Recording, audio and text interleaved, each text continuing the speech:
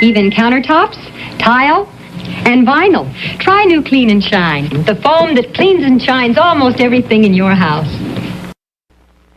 What's up? Dino's stolen the different vitamins we need to make Flintstones. Yabba-dabba-doo, yabba-dabba-doo. Flintstone vitamins are good to chew with vitamin A, vitamin B's, vitamin C, and vitamin D. Help your body work and grow right. We put them all together to make Flintstones vitamins. Mom, if your kids don't always eat right, one Flintstone each day ensures they're getting the vitamins they may need. Yabba-dabba-doo.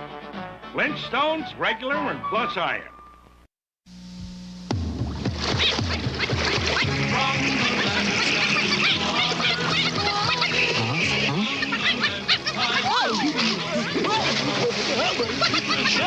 Crack open an icy cold Hams.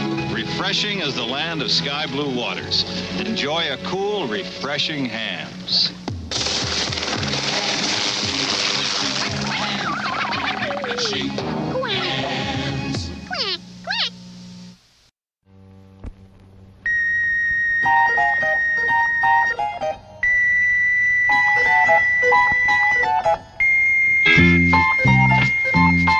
When Lipton blows the whistle, you gotta have a cup of tea. Listen to the Lipton whistle. Whisk, whisk, whisk. Lipton tea. Lipton flow-through tea bags, like 2 bags of flavor in one. We should be working toward 21 plus campuses of roughly capacity of 600 plus students. That's Dr. Joe Baresi with the Midland School Board talking about plans for construction, with enrollment expected to top 2,000 in the next 5 years. What will those plans entail? I'm Rob Quirk in the Channel 9 newsroom. Will new buildings be constructed? Will additions be made? And at what cost to you? Join Janet and me for Channel 9 News at 10 o'clock. Bronco Chevrolet has discounted each and every Suburban in stock $2,000. Get great selections and $2,000 in savings from the heartbeat of West Texas. Bronco Chevrolet. When news happens in the Permian Basin, and you see it happen, call Newsline 9 at 561-9991. Bite into a golden crunchy and give a little smile. Life is full of golden moments that make each day worthwhile. Crunchy is a golden honeycomb of hundreds of tiny glucose bubbles, covered in creamy milk chocolate. Bite into a golden crunchy. Bite into a golden crunchy. Once there was an ant and a grasshopper. The ant worked day and night while his friend the grasshopper fiddled away his free time. Then when the ant left on his winter vacation, was the grasshopper left in the cold? 'Cause the grasshopper was on the payroll savings plan. And by now, all those U.S. savings bonds added up to a big surprise to the ant and a big winter vacation for the grasshopper. Moral, buy U.S. savings bonds and you don't need a rich ant. It's happening all around the house, right about now. I'd like a Triscuit. I'd like a Triscuit. I'd like a Triscuit. I know my family, and when they'd like a snack, they'd like a Triscuit wafer. Great with cheese. Or with a dip. Neat with jam. Or just by themselves. And they really are good. Triscuit wafers, they're made from 100% natural whole wheat. And that's good, too. A Triscuit baked only by Nabisco. From time to time through history, the greatest need has been for facts. Facts to know where to build new schools, new houses, hospitals, factories, roads. We need facts to help fight sickness and disease. And that is why, on April the 25th, we are asking you to fill in the 1971 census. An army of men and women with light blue satchels will deliver and collect them from every household in Britain, with no exceptions. The form is secret. There is nothing to fear from completing it. When its contents have been analyzed, it'll be locked away for 100 years under guard. And all these officials are pledged to secrecy. Identify them by the blue satchel. It's the big form with a big job to do. We need the facts from you. happens when you buy 3 boxes of Purina Cat Chow? You get 1 box free. Purina Cat Chow. Chow, chow, chow. Buy 3 bags of Purina Cat Chow and get a coupon good for 1 bag free. Purina Cat Chow. Chow, chow, chow. No matter what size you buy, you can mail in proofs of purchase and get a coupon good for 1 free. Purina Cat Chow. Chow, chow, chow. So, buy any 3 Purina Cat Chow now and get 1 free. Chow, chow, chow. Tuesday, a lucky shot makes Richie an instant hero. Want to go up to Inspiration Point with me? I'll show you my fake. Oh, Richie, you're such a jock. Then... Buns. Hiya, Pinky. How you? It's the love story that shook the world. I love what?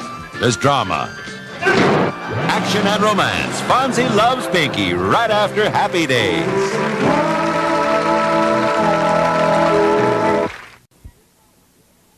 Cookie's life has got the taste and the feeling you like. Coca-Cola, come on, girl, gotta share a Coke with you. Let the feeling through. You wanna live a little bit more. That's what the taste of Coke is for. Cookie's life, everybody wants a little life. Coca-Cola, Cookie's life. Sometimes you feel like a nut, sometimes you don't. Almond Joy's got nuts, Mounds don't. Almond Joy's got real milk chocolate, coconut and munchy nuts too. Mounds got deep dark chocolate and chewy coconut. Ooh. Sometimes you feel like a nut, sometimes you don't. Peter Paul, Almond Joy's got nuts, Peter Paul, Mounds don't. Because sometimes you feel like a nut, sometimes you don't. America's been waiting for a family show about a real family. Maybe you're just old-fashioned. Yeah, maybe. A show that reveals the joys and the sorrows. You better all dig down and find your pennies because this family could be in deep financial trouble. The triumphs and the defeats of real people. Mary, would you lay off him? He's just trying to do his job. The Bradfords are the family. 8 is Enough is the show. Right after Happy Days and Laverne and Shirley.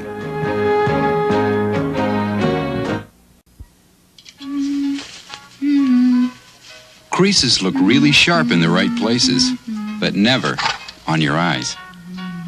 That's why Revlon created Natural Wonder Crease-Proof Cream Shadow. Crease-Proof Shadow. It just won't creep into creases. It's wink-proof, fade-proof, even waterproof. Stays fresh, stays put in 21 beautiful colors. Natural Wonder Crease-Proof Shadow by Revlon. There you go. When I was a kid, the closest you could get me to a fish was the aquarium. Now, thanks to McDonald's, I'm the expert. You see, most fish is not government inspected, but all McDonald's fish is U.S. government inspected grade A. And it's all prime white filet. No fish cakes, not ground up, not mixed with other fish. It's a filet of fish. The best-selling fish sandwich in America. Tell him your nickname, Henry. They call me Jaws. Quality you can taste. You make this shot, you can have anything you want for dinner. I'll have Kentucky Fried Chicken, Mom. You got it, superstar. Kids love Kentucky Fried Chicken, just like other folks. And with all those delicious fixins, what a meal. It's finger-licking good! Real goodness from Kentucky Fried Chicken. How many bacon packages do you look at before you find one you like? Well, Oscar Mayer knows just what you're looking for. Bacon that cooks up like this, with nice, even slices, and the best balance of fat to lean. At Oscar Mayer, that's the way we select our bacon, too. Before you ever see it, you get consistently high-quality bacon every time, because we do what you do before you do it. Oscar Mayer, America's best-selling bacon. There's nothing quite like them on television. The Bradfords, not your typical family of 8 children. I don't wear nightgowns anymore, Daddy. They'll make you laugh one minute I forgot to kiss you goodnight. and cry the next, just like your own family. 8 is Enough right after Happy Days and Laverne and Shirley.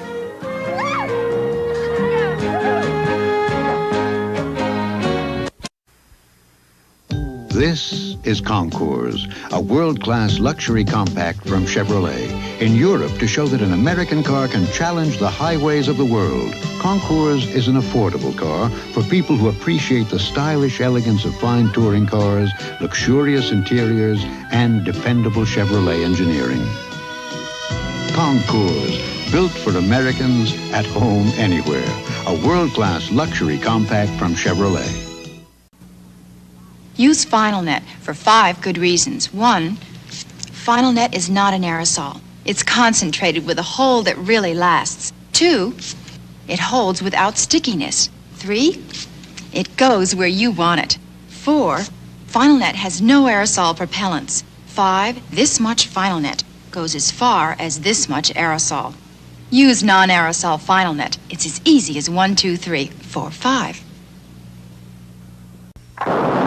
Ben Franklin, you discovered electricity. No, something really shocking. Look, Carefree sugarless gum here, Trident here. Both cost the same, yet Carefree gives you 32% more gum by weight than Trident. And Carefree's taste, electrifying. Ben, the electricity. I'll think about it in Washington, A.C. That's Washington, D.C. Get more gum with Carefree. Now in bubble gum, too. More gum. Carefree sugarless gum. Why are women so happy about new Tickle antiperspirant? Is it because Tickle is the first roll-on with a big, wide ball? Is it because Tickle has a new, quick-drying formula? Or is it because Tickle helps keep you dry all day? Make yourself happy. Staying drier is nicer with a little Tickle. Gentlemen, these are the ingredients that make Campbell's old-fashioned vegetable soup so delicious. Carrots, potatoes, celery, onions, corn, peas, green beans, lima beans, cabbage, turnips, and macaroni. Now, who puts them in the soup? We do, sir. But who prepares the beef broth? Only you, sir. And why is that? Because too many cooks. Sit right down and get your Campbell's worth. America's classic thrillers come to life.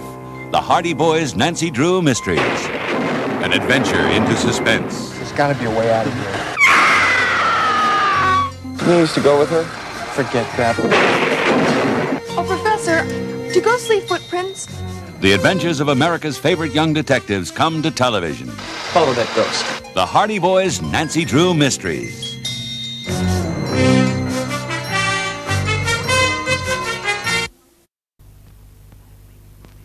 Earthlings are divided into 2 species. Those who use giant tin smash with 16 servings, measuring scoop, and resealable lid. And others who carry heavy bags of potatoes home to make mash. Sir, how else can we tell the Earthlings apart? The ones that carry potatoes may have longer arms. Or mash, get smash. Nervous is meeting your boyfriend's family. All 16 of them. Nervous is why there's new Soft and Dry. Soft and Dry roll-on. Nothing keeps you drier when you're nervous. Nervous is taking your driver's test for the 4th time. Nervous is why there's new Soft and Dry. Nothing keeps you drier, yet it never stings most girls, even after shaving. My fellow classmates. Nervous is why there's new Soft and Dry. Hi, I'm Sandy Duncan, and like most everybody, I am a snack lover. In fact, right now, I love some Wheat Thins. Wheat Thins taste really good, and they're full of natural whole wheat. So they make a terrific snack, right out of the box, or you could put something on top. Look, when you're having a snack, why not have something really good? Wheat Thins. They call them the light little cracker with the big wheat taste, from Nabisco. Love them. Introducing the Kodak Instant Camera with a twist. Meet the Crank. Can you feel a brand new day? Imagine instant pictures with color. Color by Kodak. Just crank, crank, crank, and in minutes you get bright, colorful, instant pictures with a textured satin luxe finish. See your photo dealer and shake hands with the Crank. The Kodak instant camera with a twist. Know how I save money? With unsweetened Kool-Aid and sugar, just like my mom did. I remember how she'd mix a big pitcherful. Kool-Aid was so good and so inexpensive. It's still as delicious as ever. Today, with my sugar, it's about 12 cents a quart. Has vitamin C, too. I like giving Kathy what my mom gave me. Kool-Aid brand soft drink mix and your sugar. You loved it as a kid, you trust it as a mother.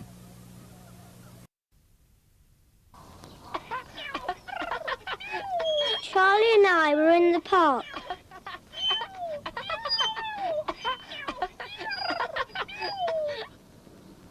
Then this man came up and said, would I like to see some puppies? And I said yes. And I was going to go, but Charlie stopped me. Charlie's reminded me, my mum says I shouldn't go off with people I don't know. Then the man went away. We went and told Mummy, and she said we'd been very good. I got an apple and Charlie got something he likes.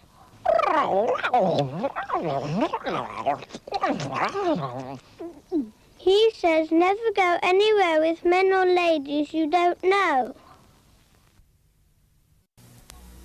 There's one thing that Pete would just as soon eat every day of his life. He really goes for those noodles, so I give him the Campbell life. Pete's idea of the perfect lunch is any lunch with Campbell's Chicken Noodle-O Soup. There's lots of chickeny flavor and little round noodles for him, but not a lot of work for me. That's noodle okay. Give me the Campbell life. Class, you're my butter lovers, right? Right. Now, I know you folks love butter more than anything, except me. Yeah. So, Julie's got something special for your pancakes. Log Cabin buttered syrup. Why, it's got that good old-fashioned flavor with real butter, too. Rich, thick, and smooth, just the way you like. Take Julie's advice. Fix up your pancakes with Log Cabin's buttered syrup. Butter lovers truly love it. When a fruit and cereal lover finishes that last piece of fruit, she's finished. That's why Post makes Raisin Bran with so many sweet, chewy raisins. She can get fruit in her first spoonful, her next spoonful, and her next. The way Post makes Raisin Bran, she can get fruit in every spoonful and never have to run out. No wonder Post Raisin Bran is the fruit and cereal lover's cereal. My baloney has a first name, it's O-S-C-A-R. My baloney has a second name, it's M-A-Y-E-R. Oh, I love to eat it every day, and if you ask me why, I'll say, 'cause Oscar Mayer has a way with B-O-L-O-G-N-A. Oscar Mayer, the first name in Bologna. How's that? I'm gonna make my hair look like my sister's. VO5 shampoo. 5 special ingredients, 3 to clean, 2 for manageability. You use my shampoo. How'd you know? Fabulous hair. VO5 shampoo with 5 special ingredients. It's so easy to own, to sell. 1988 Toyota Tercel EZ. Only $59.98. The price will take you right back to the 50s. Who could ask for anything more? Toyota. If we let them, most dogs would eat their way to a weight problem. But because extra pounds aren't good for dogs, Alpo introduces a food that is. New Alpo Light with real meat, 100% adult nutrition, and 25% less calories than our regular canned dog food. So with new Alpo Light, your dog won't gain any more, and he won't have to eat any less. New Alpo Light, the healthy way to satisfy a healthy appetite. 4 years ago, Scott Emerson was lying in this hospital suffering from a heart attack. Since then, his doctor prescribed a regimen of exercise, the right foods, and Bayer aspirin. Studies show aspirin helps reduce the risk of heart attacks. Ask your doctor how Bayer may help you. Not long ago, Scott Emerson had a heart attack. Today, he had a son. Bayer, the wonder drug that works wonders. I have a friend who says, if only I had such nice blonde hair. You can. She says, if only I had hair with such life. You can, with Preference by L'Oreal. Preference color is translucent with subtle shadings. And you do want your hair to be healthy looking. Well, that's the Preference difference. So, Angela, don't tell me you can't. Just repeat after me. I'm worth it. Feel better? Performing Preference from L'Oreal. I found my thrill. Hyundai salutes the practical, sensible, non-frivolous youth of America. They've had the wisdom to purchase durable, reliable automobiles with front-wheel drive, room for 5, and loads of standard features. All this at prices that start as low as $53.95. Congratulations, young people, and happy driving. Hyundai, cars that make sense. Good morning. Well, it's a great day if you're into traffic.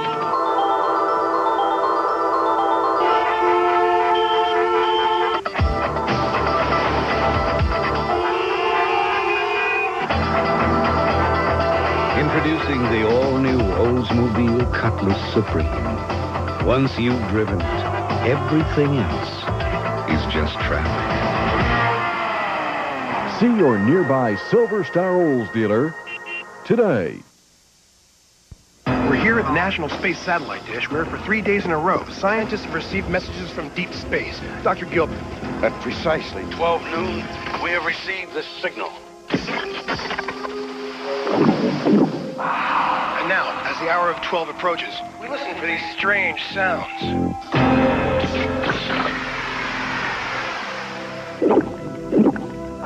It's no mystery where great refreshment comes from. Pepsi, the choice of a new generation. In 1979, 27 men in Munich began a project that became a quest, that became a car. Spare nothing, they were told, but build the finest, most spirited luxury sedan in the world. That car has now arrived in America, and it's called the BMW 750iL.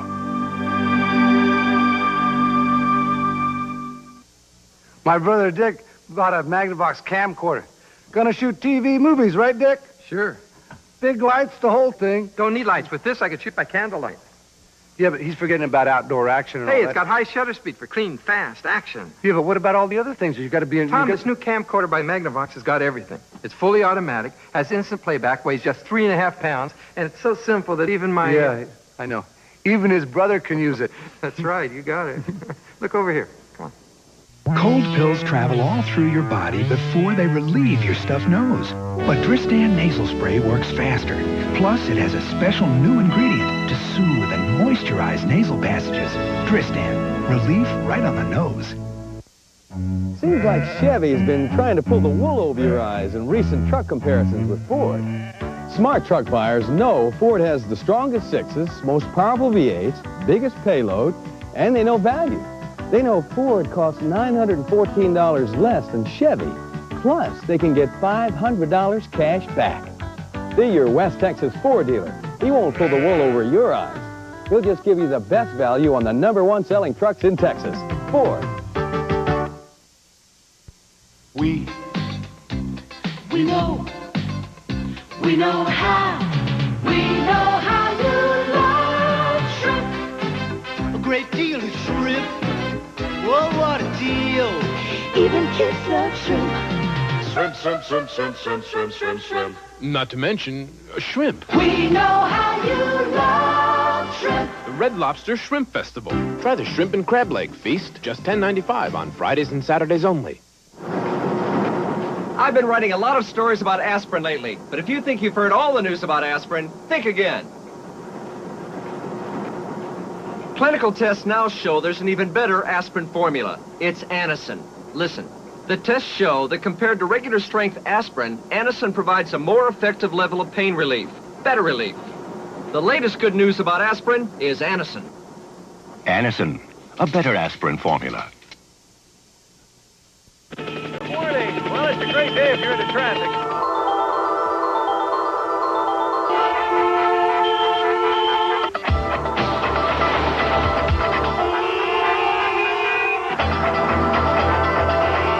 Introducing the all-new Oldsmobile Cutlass Supreme. Once you've driven it, everything else is just traffic. As a scientist, my eyes have to be 100%.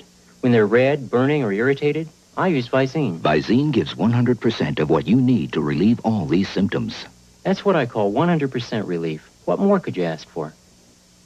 Raisin Nut Bran tastes better. Tastes better than Kellogg's, better than Post. It's got juicy nut-covered raisins and big, crisp flakes. People have a better time around Raisin Nut Bran. The best tasting Raisin Bran.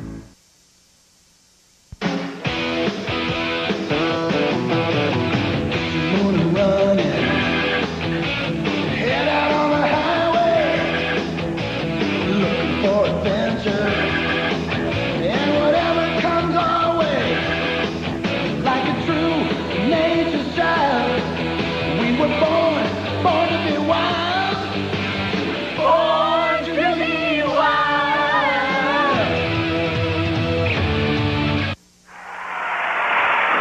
Listen to the sounds of competition.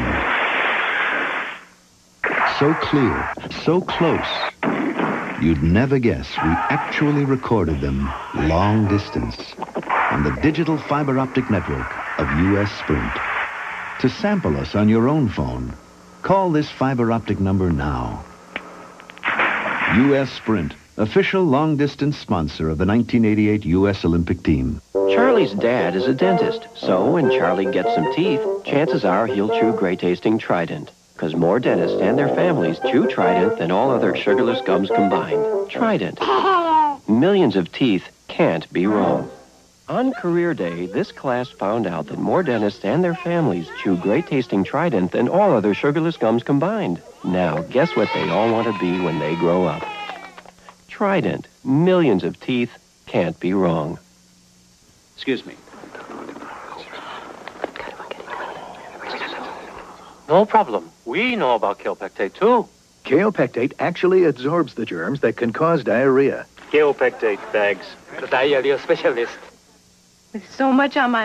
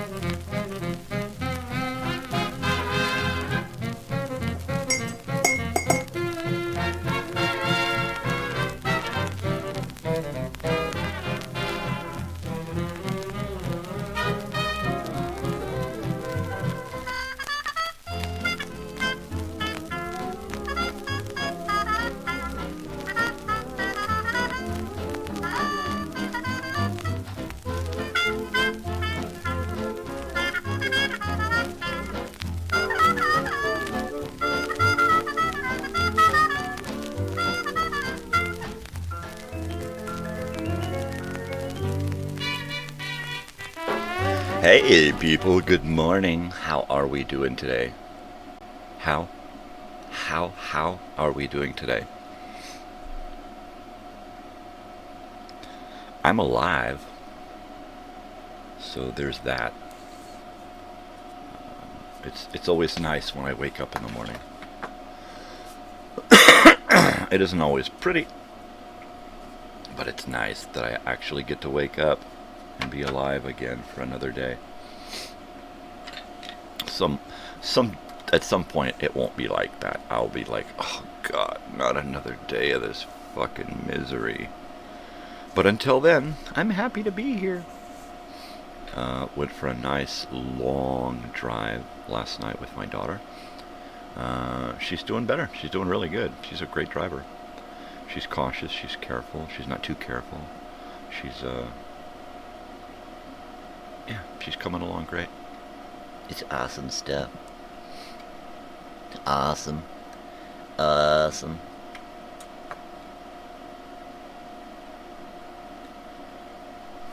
I'm just being awake is pretty rough when it starts to catch up with you, right? I got boobies. My boobies. See my boobies? My boobies. I have boobies. Yeah, shirt's just a little snug. I thought that I had shrunk a little, but not as much as I thought.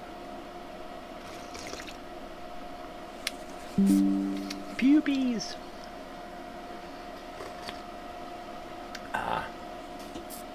So how's everybody doing?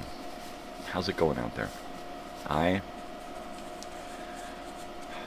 am okay. I was what was I doing? We got back last night and Mom was watching American Ninja Warrior, and I'm thinking, oh wow, she's streaming it again. And then at some point I realized that it was the current season on NBC. And I'm like, wow, okay, that explains why everybody looks really old. We had been streaming, and when you're streaming stuff, you get the first half of the series, right? The first 6 or 8 seasons, pardon me. And everybody's real young there. And now it's like they're all married, and they got kids, and they got crow's feet, and yeah, it's different. Kyle Soderbergh, who I remember from the Beast, what is that, Beastmaster on Netflix, and also Tag, that world champion tag game, where they got teams and they put a guy out and they chase each other around a little course to try to tag him before the 30 seconds is up. Crazy show. It's on YouTube. You should check it out. The Tuber. It's on the Tuber. But good show. Anyway, so Kyle Soderbergh, of course, he just got to the end there and kerpluffle. But I actually saw a couple of people finish. And Jessie Graff, stuntwoman, and they're like, and Jessie Graff, 40 years old, and I'm like, whoa, how many seasons has she been doing this? Because she don't look young anymore. She looks 40. And yeah, hell, if she looks 40, I must look 60, right? Yeah, that's it, right? Bloody hell. 60 bloody years old. I'm only 56, jeez. I'll be 57 in in just a little over a month. Today marks the day, a month from today starts, and it'll be on a Friday. It'll start that reunion, that little family hometown reunion I planned, and it took off to a great start, and everybody was like, yay! And then I heard nothing. And then I got shirts, and everybody's like, yay! And then nobody bought shirts. I got like a dozen people who bought shirts, which I'm very grateful for. But all we did is pay for shirts. That's all we did. We didn't make enough money to pay for enough shirts. And if I had invested my money in shirts, I'd be sitting on a shitload of shirts right now. And I'm glad I didn't. Well, you know, I did unload about 15 pair. I'm really bummed out that nobody else joined in on the shirts, but most importantly that nobody joined in on helping. Nobody wanted to help. I'm like, okay, I need help with this, and I need help with this, I need people to...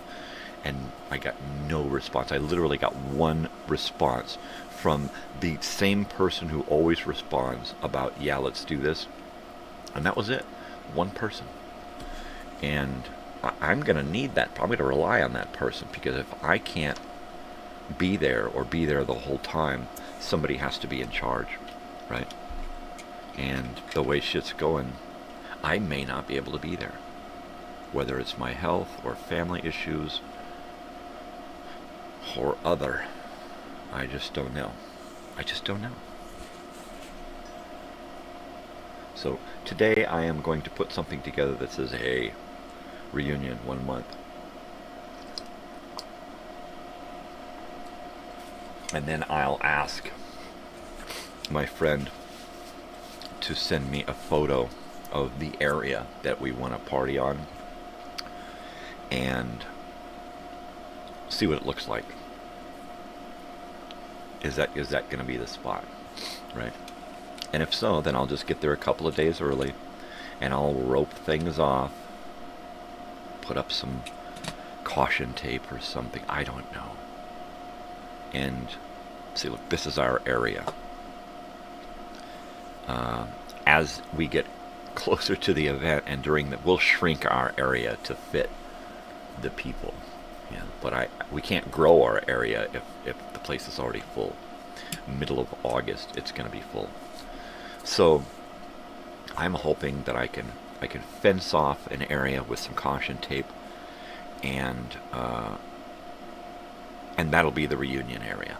And if we can make it bigger to accommodate more people, if more people show up, I expect less than a dozen people. At first, I expected hundreds of people. Literally, I expected hundreds upon hundreds of people to show up.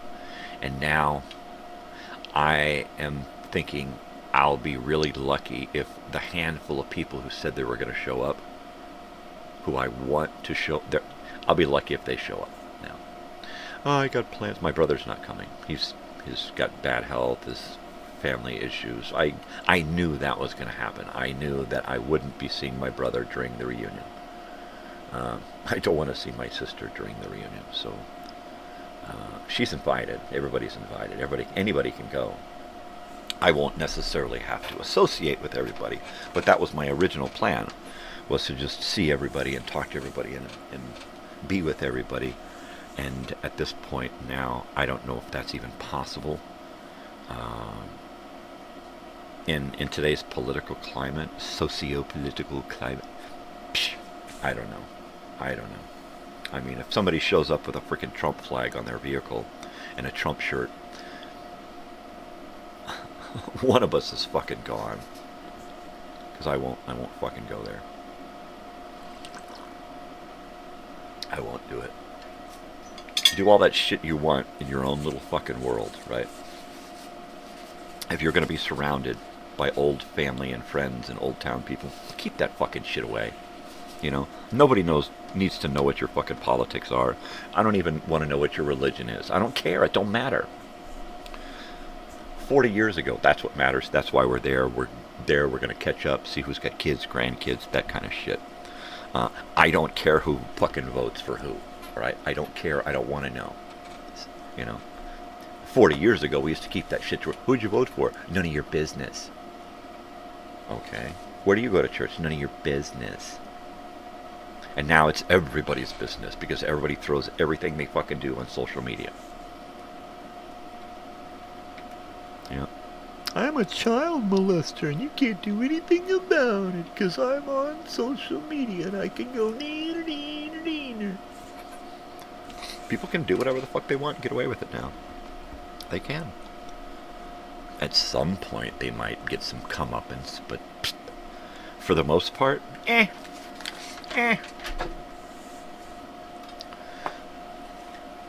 Just don't have brown skin. That's all there is to it. You can do whatever the fuck you want, just don't have brown skin. Or be poor, because if you're poor, you can't defend yourself in court. Not even against the court, right? The court's got more money than anybody now. The court can defend itself. Prosecute. But, boy, if you got a little bit of money on you, get yourself a good lawyer and you can get out of anything. You can literally get fucking out of anything. You know, child molestation, pedophilia, rape, incest, murder. It don't matter. Child trafficking, sex trafficking. It don't matter. You're going to get away with it. If you got the money, you're going to get away with it. Yeah, you may get a little slap on the wrist. You may get a little humiliation. But you get away with it. You get away with it. You know. Every once in a while they want to make an example out of somebody, so they find somebody that's easily made an example of, right? Somebody who does something bad, but nowhere near as bad as those people with big bucks who can get themselves off. You know, kids who kill people driving drunk, and then their parents just have it dismissed, right? Oh, yeah, don't get me started on those fucking entitled people. Those sons of bitches. But, like, the kid from that 70s show, you know, he fucked up. He, you know, what did he do? Dope some girls and have his way with them, right? Which is, you know, that's not a good thing. How many consecutive, you know, fucking sentences do they give the guy? He's going to be in prison until he's an old man, right? And somebody else with more money would have gotten a whole lot less. But he don't have all that much money. Sure, he had friends who helped him, and you know, and he had some money. But you know, what do you do? How do you defend yourself against something like that?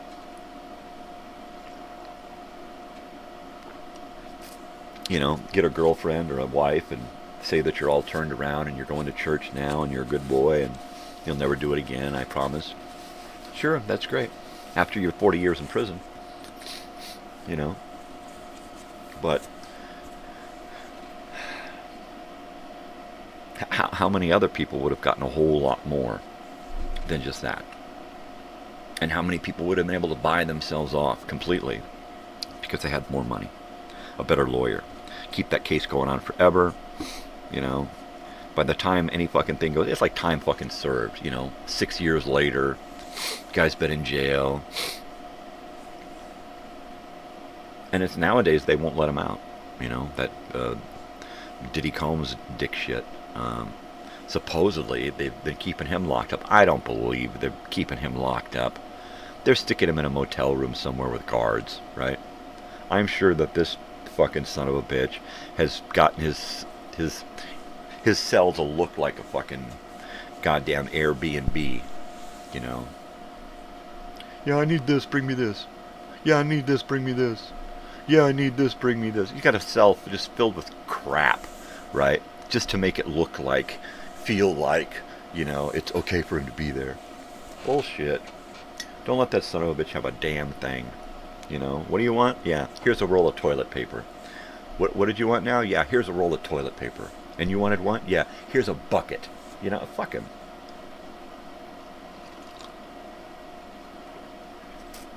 Like that Epstein shit, you know? Release the fucking files. Let's see who's involved. No,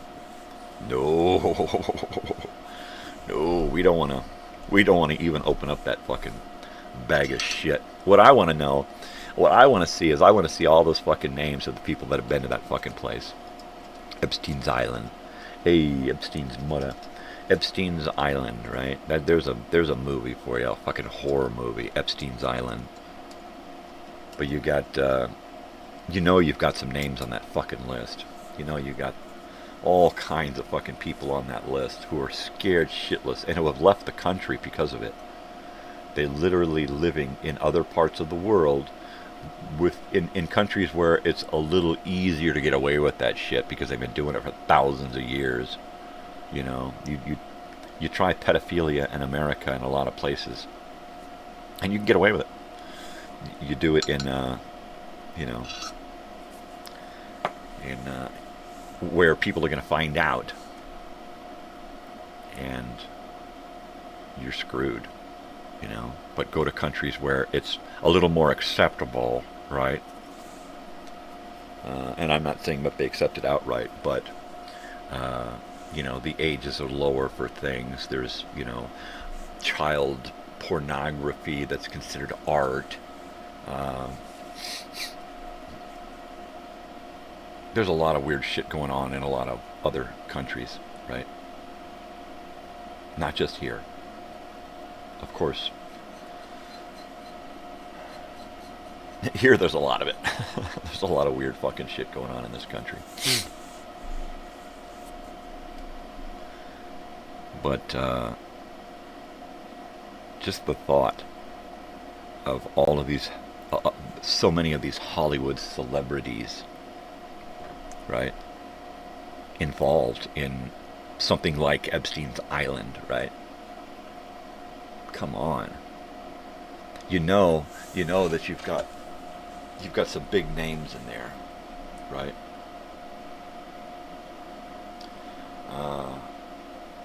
Names that have been bandied about.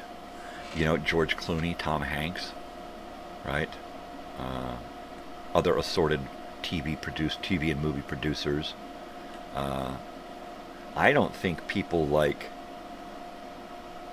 P. Diddy or what's his face, Beyonce's husband. I don't think any of those people are involved in something like that because they got their own thing going on. They got their own house parties and their weird sex parties and that shit going on, which is where the whole P. Diddy thing, that's a whole other side of this celebrity scandal, sex scandal thing.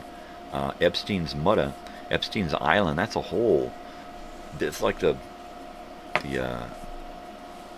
whitewashed version, right? My word. Just the idea of going to an island where young men and women have been brought for the sole purpose of being used sexually, and then what? Where do these people wind up? Do they bring them back to the U.S.? Do they bring them back to their home country? Do they dump them off in some other country? Do they make them, illegal aliens somewhere and get them into a country and then dump them off with no passport? And then they're fucked, Do they just use them up and then feed them to the fucking sharks, which is what I would assume. Hey, come to the island. Hey, party. Where's that girl? Where's Nancy? She came here a couple of years ago, and where's she at? Oh, she left. She went to Australia. That's it. Okay. You're there for a little while. You get used up. Pretty soon, you're looking pretty skanky, and they just chuck you in with the sharks. Come on, we're gonna go out fishing today. Yeah, we need some chum. Come along. I'm telling you, there's some horrible people out in this world. Like I said the other day, you can just pick up a rock and throw a rock anywhere in your neighborhood or town and probably hit a rapist or a pedophile or a killer or, a fucking scam artist. I don't doubt it for 1 second. Not one fucking second. That you don't have to look hard. You just have to look deep. You have to look beyond the surface. That's it. That's all you have to do. Look beyond the surface. Look into their eyes. Look into their personal life. It's in the eyes. That's it.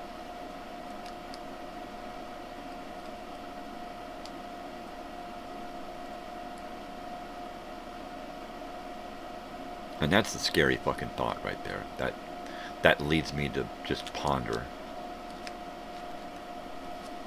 How do you psychologically, socially, how do you weed them out? How do you even fucking find them, right? How do you find those people? It starts when they're little kids.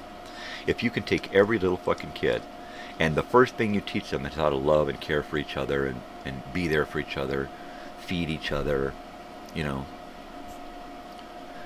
If you could do that the first 5 years of school, along with, you know, ABCs and 1, 2, 3s, right?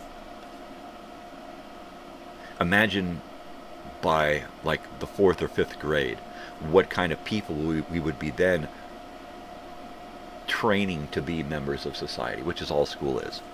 It's more about training than lessons. The lessons are there as a form of training so that you get used to repetition, you get used to doing what you're told, you get used to taking orders and following directions and carrying out tasks, just like a good slave. And that's all school is teaching you how to be a good slave out in society. Damn the lessons. You're going to forget all of that fucking shit. You're not going to remember much of what you learned in school throughout your 12 to 18, 20 years of schooling, right? You're not going to remember most of that. A few people do, and that's crazy. But most people don't remember all that shit. It just becomes this minutia of shit that they learn, right? And that's it. And then what? You're just meant to go out into the world and be a good slave. So therefore school is just to teach you how to do what you're told. And the people that can't conform and follow directions and do what you're told, they wind up in the streets. They wind up getting into trouble. They wind up doing this or that or the other. Or they wind up becoming president. You never know. You know? They run a fucking muck. And the unfortunate part is when we have all these uneducated slaves out there who are just willing to create more, only more ignorant, because ignorance begets even more ignorant, that begets even more ignorant, and it gets handed down these days. We used to hand up knowledge to our kids and make them smarter and give them more and give them the world, right? And now everything is dumbed down. As soon as a kid is old enough, we put a screen in their hand, and they're walking around the store in tow with a screen, you know. And that's a kid nowadays. You look anywhere you go, and mom is on their screen, dad is on his screen, kids on their screen. It's, what kind of fucking world is this, you know? Parents don't parent anymore. Most parents don't parent anymore. I see that commercial on TV where it's like, we never said we do the 3-second rule. We never said we do this, and they wipe the kid's face. And we never said we'd leave our kids in a hot car. And you notice that the mom is on the fucking phone the whole time during that. I'm not put the kid in the car. I'm not drive. I'm not get off the car. She's always on the fucking phone, right? They don't, and then make it seem like it's not your fault. It happens. It's okay. Just be sure to look around in your car and make sure. It's like, what are they, bad actors now? This is an Amazon commercial? Bad actors. It's not a bad actor. She's a stupid-ass mom who was on her fucking phone and not paying attention to what was fucking... It's a good thing she didn't get into a fucking goddamn car accident and get the kid killed because she was on her fucking phone the whole time. The commercial should be, put down your fucking phone and pay attention to the world around you, and you won't leave your goddamn kid in a hot fucking car. That should be the fucking commercial, but it's no. You know, let's make sure that we check our car, and it's okay, it's gonna happen. It's gonna happen. Yeah, if you with an attitude like that, it's gonna happen over and fucking over again. No, the commercial should be, we're never gonna let this fucking happen again. Never. Because you're going to get off your fucking phone, you're going to pay attention, you're going to look around your fucking car before you get out. Don't just put your windows up and get out. Put your windows up and look around the goddamn car. Oh, look, I got a kid back there. Maybe I should take the kid. Come on, motherfucker. Stupid-ass commercial. Stupid. It's a stupid PSA. You know, it's okay. Accidents happen. Everybody is going to probably leave their kid in the hot car at some point. Don't worry about it. Just be sure to follow these simple steps. Get off your fucking phone. Put that fucking thing down. Get it out of your fucking hand. Turn it the fuck off and throw it away. As far as away as you'll probably hit a fucking somebody who has locked their kid in the fucking car. Oh. Stupid humans. Stupid. So it is Tuesday. It's totally Television Tuesday. So at some point we're going to check out this TV guide. from 1978. But for right now, let's check out the album of the day is a twofer. So it is The Rose by Bette Midler, right? And it is the soundtrack of a movie. And because it's a twofer, not only do I have an 8-track of The Rose by Bette Midler, but I've got 2 of these LPs, right? 2 of them. I got twins. I got twin boobies. Twin boobies. So I've got these here. The Rose, Bette Midler, and then I've got the 8-track, the good old 8-track version of this, and this is a nice, clean 8-track. This is a great one. Looks great, feels great, sounds great. It's great. It's just totally great. So let's set that there. The Rose, Bette Midler. It is a movie, and it is a movie about a singer. So there you go. The Rose. The Rose. The Rose. The Bears. Let's see. Let me see if I can find The Rose here on the old intranet here. While this is booting up. While it's a booter, I'm going to booter the booter here. And I'm going to warm up my coffee. Because I can. Mickey Mouse, Mickey Mouse.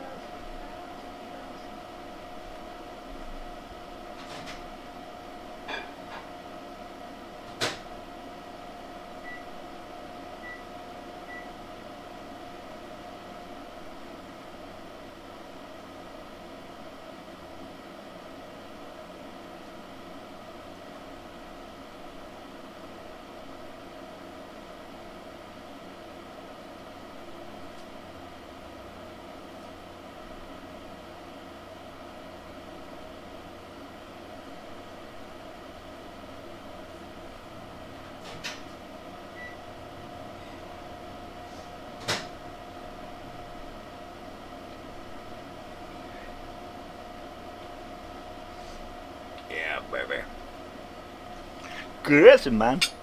He's a crazy man. He's a crazy man. Crazy. Oh look, a bong hit. Well, I don't mind if I do. I surely will.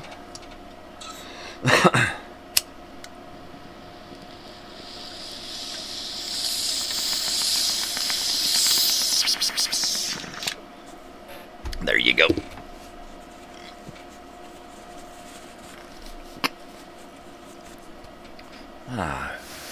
So, this morning I am indulging in some Sugar Rush. It's an indica bud.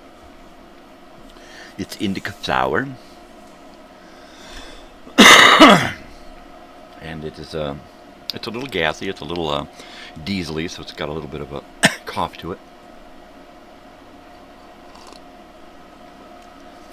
Last night I partook in a little bit of, what is it? Tarts, CC Tarts. I don't know what the CC stands for. It seems to be in front of a lot of those names. So I'm doing Tarts, which is a hybrid. And let's see.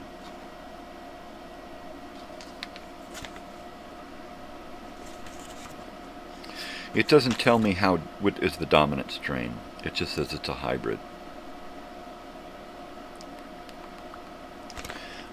So, you know, I smoke about a ½ ounce a week, which is way too much for anybody, but there you have it. I'm trying to cut back, so I'm trying to do fewer bong hits in the morning, and then fewer bong hits throughout the day, and just try to use my little one-hitter thing, because it saves on weed, and I only smoke it for pain. I smoke enough to deal with my other mental hang-ups, so I don't have to, like, smoke it just because I'm stressed out or depressed or anxious. Smoking it for pain pretty much takes care of all of that. As long as I don't smoke too much, then I think I'll feel a little better about smoking all the time. So I need to cut back. So I've been using this a little bit more, my little bat box Sneak-a-Toke, and it's just a little thing where you put some weed in one side and then have a little one hitter that you poke in there, filled with, and you just take like a cigarette hit, but it's just a one hit thing. And I used to just use that. That was my main. That was the main thing that I used every day, all the time. I just used that. And with the pain getting worse, I've switched to bong hits for, like when I initially wake up, I'll do a bong hit or two, which will help kill that pain from waking up, where everything starts to reconnect and your brain and your body start to reconnect with the pain, right? So I do a couple of really good bong hits in the morning. And then throughout the rest of the day, I'm just kind of taking one hits to kind of keep that even and to keep the pain at bay. But then I'll take a nap during the middle of the day, and during the middle of the day my nap is longer than how much I sleep at night. At night I sleep about 3 to 4 hours max, and that's in about 4 or 5 hour period. I'll sleep about 3 or 4 hours. During the day I could sleep 6 hours easily. I try not to. But when I wake up from sleeping during the day, it's harder to keep that pain disconnected, right? Mainly because when I wake up in the middle of the day, I'm not likely to wake up and go right to doing bong hits like I do in the morning with coffee and bong hits. In the afternoon when I wake up and I've had a little bit more sleep, which means that when I reconnect with my pain, that pain is going to be really bad because I haven't been smoking for a longer period of time. I've been sleeping, and then I'll be awake for an hour, maybe 2 hours before I am able to actually take a couple of hits. Because sometimes I'm just like, and then I'll take a couple of hits, and at that point, I'm just trying to get a freaking appetite so I can eat something. Which is usually my major task of the day, is trying to eat. It's not that I can't eat. It's not that because I don't have teeth I can't eat. It's just that I don't want to eat, right? I just don't feel hungry. I don't feel like I want to put food in me. You know, and yeah, there's probably something wrong. But do I care? Not about that, you know. I'm just over food. I'm overeating. I'm over, oh gosh, let me stuff something else in my fucking face. I'm just sick of it. I'm sick of trying to decide what to eat. I'm sick of the taste of food. I'm sick of looking at it. I'm sick of smelling it. I got no problem making somebody else food and smelling it and doing a little taste and stuff. But when it comes to eating it, I don't want to eat it. You go ahead. I just don't. I don't feel hungry most of the time.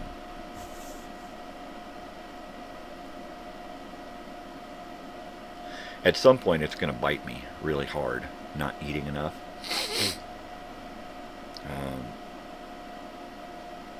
So every day, it's literally a struggle to get food in me.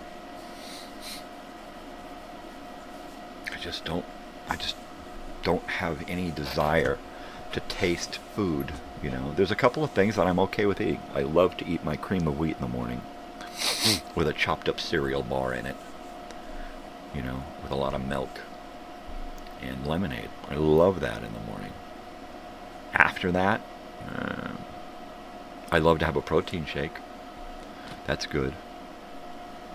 Soup. I like soup.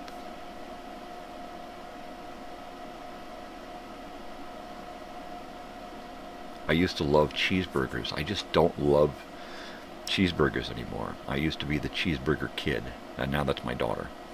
But I just don't have any desire to eat a cheeseburger anymore. With or without teeth, I just don't. It does not impress me. We had some ribs. My wife made ribs the other night, which was actually pretty good. So I might ask her to do that again. I'm going to have to look into local eateries Korean, Vietnamese, Indian, Filipino. There's got to be some different stuff that I can start trying, right? So I'm hoping that I can start finding some other foods that will make me want to eat, because I just don't. I'm just sick of food. It's just, I don't know how to explain it. I'm just over it. Bloody hell. Bloody well over it.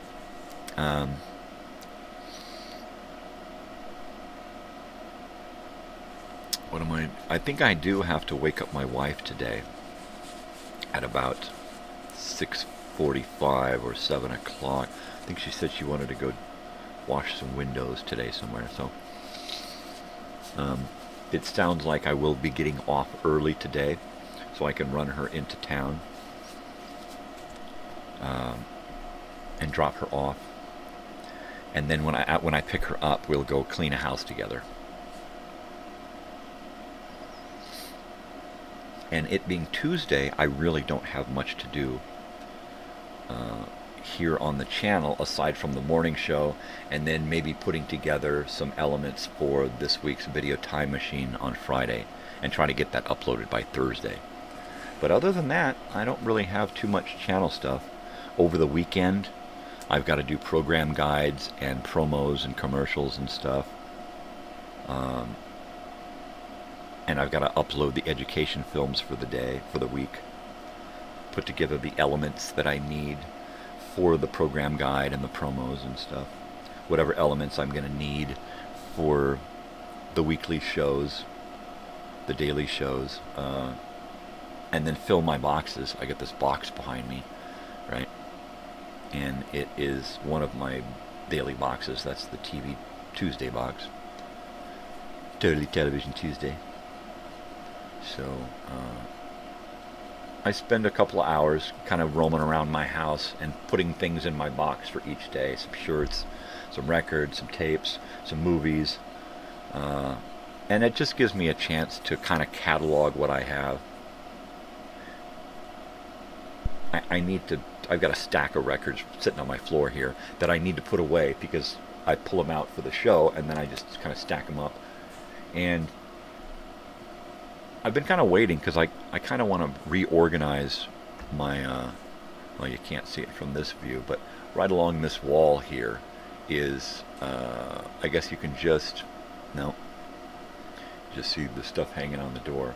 On that side of my vest, past the door, is a record cabinet, LPs and whatnot, the 13 by 13 cubbies.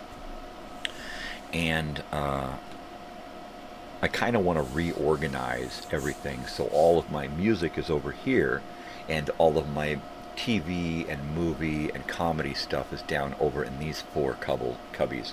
And then I can use these 10 cubbies over here that I have available for just music.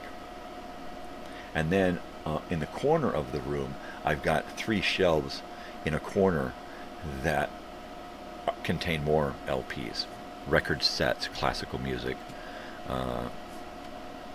musical collections, old rock and roll compilations, my K-Tel stuff, my Ronco records, that kind of stuff. And in fact, K-Tel, we're going to do K-Tel on Thursday. We're going to talk about K-Tel 8 tracks and music compilations. And I'm going to pull out a bunch of 8 tracks, and I'm going to dig up a couple of K-Tel compilations on LP as well. I got a ton of that shit. So we'll pull a little out and we'll go through it on Thursday. But we got a lot of fun stuff to get through this week. I can't believe this hour is ticking away so fast. How did that happen? How did that happen that all of a sudden it's 20 to the hour here? We've been here 40 minutes. The show's been active for an hour and 10 minutes because I do a pre-show. And if you watch the pre-show, I do a whole lot of commercials. because it's TV Tuesday. What did we have? Let's see. Water. Receipt. A receipt for last night's marijuana purchase. I never got a receipt from my dope dealers, right? I maybe left an IOU, but I never got a receipt from a dope dealer. And now I got stacks of receipts for buying weed. Let's see, we got a TV guide, and we are going to look at the TV guide for Tuesday. I got a cup of coffee, and I'm going to keep drinking it. Trying to drink it slow and moderately so that I've got it throughout the whole 2-hour program here. As I said, my wife is going to be getting up in about an hour.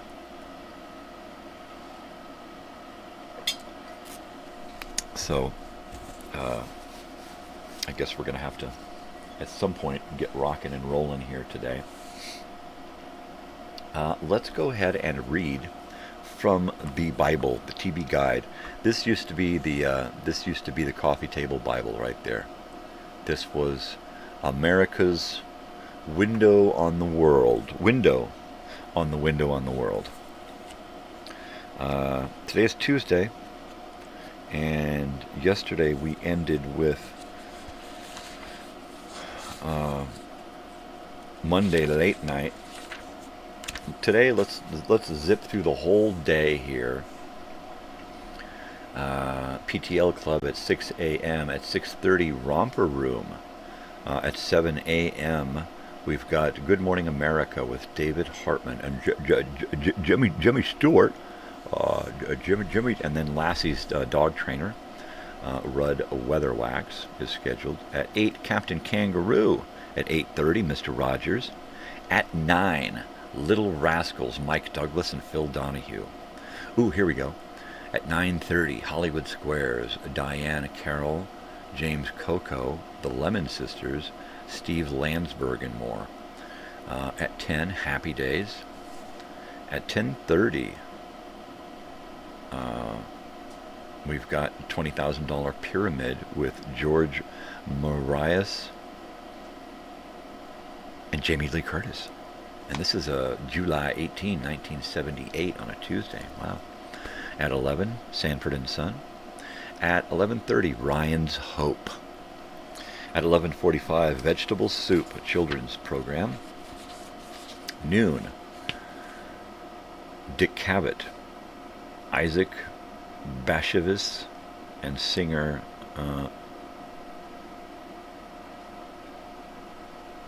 writer Isaac and Isaac Bashevis singer is the scheduled guest. Okay. I saw singer and I'm thinking, well, who's fucking singing? The one guy? All right. 12:30, Days of Our Lives. At 1, Aurora El Valley. At 2, General Hospital. 2:30, Consumer Survival Kit. Actor Forrest Tucker offers advice on planning for retirement. Huh. Must be an infomercial before it was infomercials, right? 3 o'clock, Match Game. And Partridge Family. At 3:30, Brady Bunch and Electric Company with Morgan Freeman before he did Driving Miss Daisy. Driving that bitch crazy. Carol Burnett and Friends. Rita Moreno is the guest. 4:30, Merv Griffin. Robert Stack and his daughter Elizabeth. Huh. Jack Jones and his father Alan.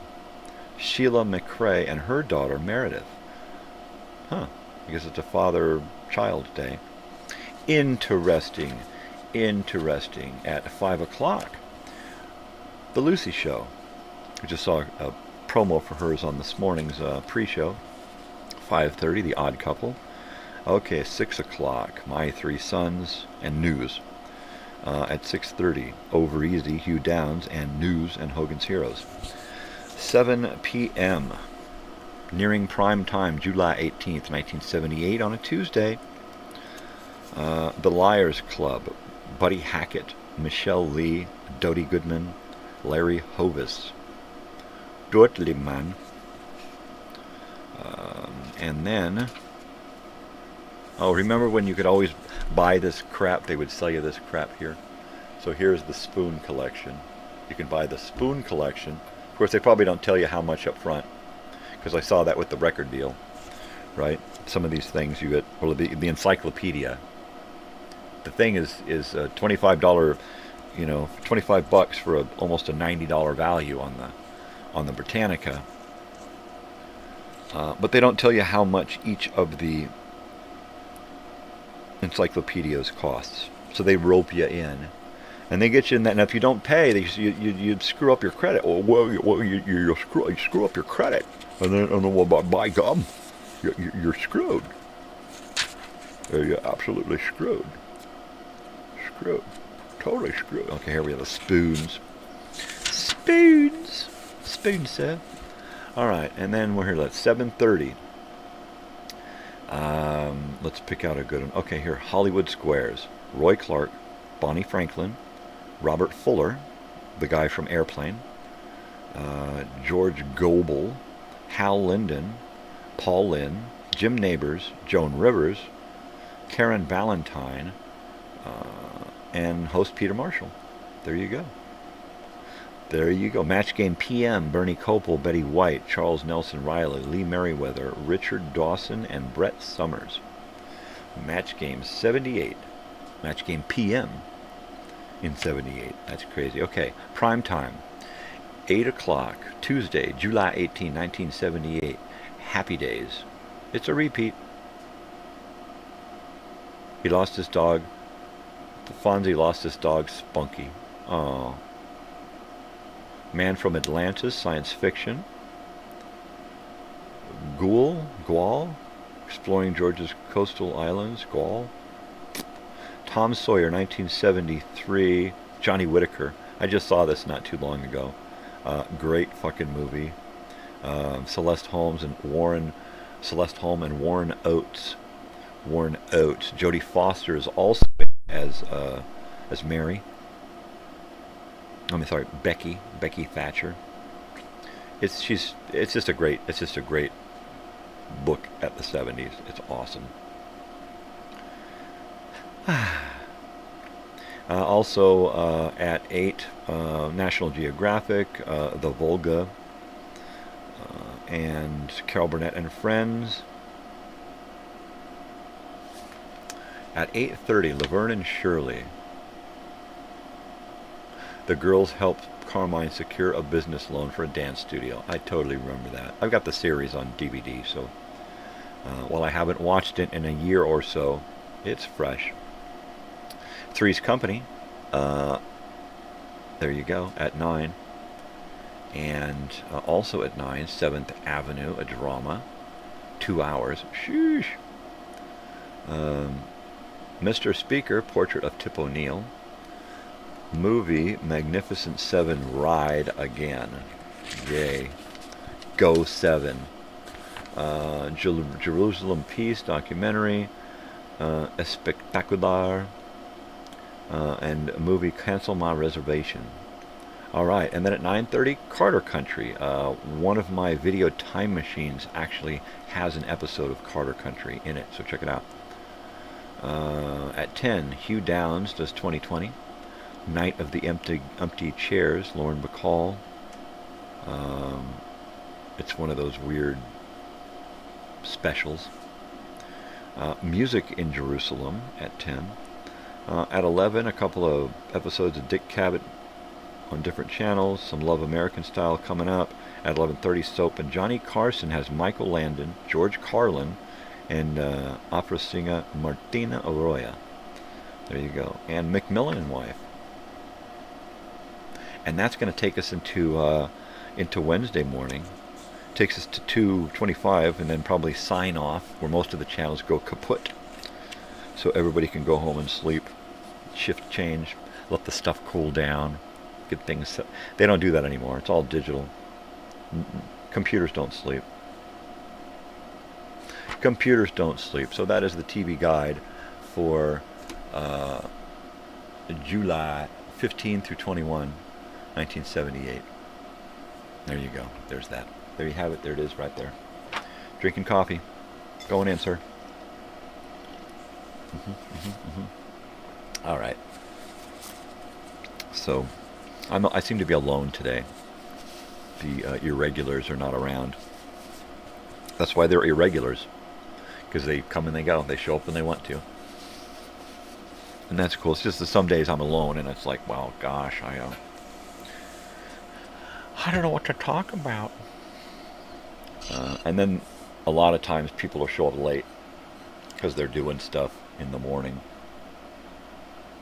And my show is on pretty early for the West Coast viewers. Pretty early. Most of the people that I probably would expect to want to watch the show are probably just getting up as I'm like getting started here, and more than likely getting ready for work, going to work, driving to work, being at work. I remember what that was like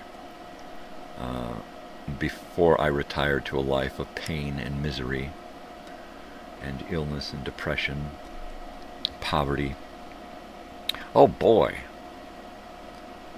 But it's cool, man. It's cool because I'm not happiest I've ever been, man. I'm like totally happy with what's going on. Not so much with my body, but you know, everything else is pretty good. It's pretty good.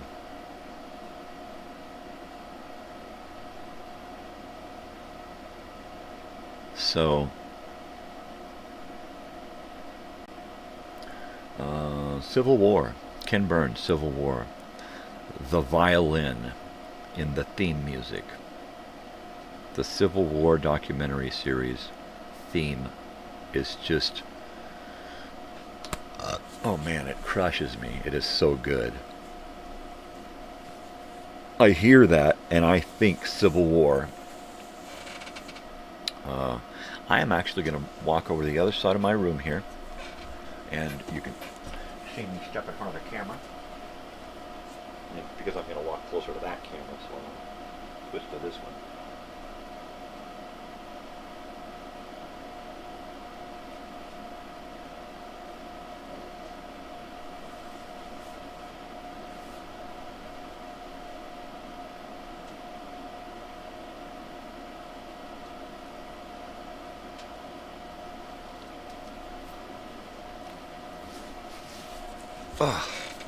Okay, what I have here is a big giant book, and it is the Harper's Pictorial History of the Civil War, Contemporary Accounts and Illustrations from the Greatest Magazine of the Time, with 1,000 scenes, maps, plans, and portraits of the Civil War. And it's beautiful. I gotta shuffle my desk here so I can accommodate it. Accommodate it. He's a commie now. Look out, he's a commie. He's gonna accommodate it. Okay, let me move some of my cosas, some of my items, things around. We won't be able to see the whole book here because there's too much crap on my desk, and I ain't about to start knocking shit off like I did this morning. I knocked this over into my box. So I had to, damn it, I had to put that back together. So here we go. Here is the, secrets. Let me pop up in this corner here. This is Harper's, which was the magazine of the time. And if you ever watch any Civil War shows, there's always like a Harper's reporter, right, or an artist. And what was great about this is that before photographs, what they did was they did these line drawings that they could etch and then just print them, stamp them, stamp. And that was the original printing press. And then I would imagine that as we get toward the end of the Civil War, there should be at some point we should see, I know we've got a lot of illustrations, but I thought that toward the end of the war,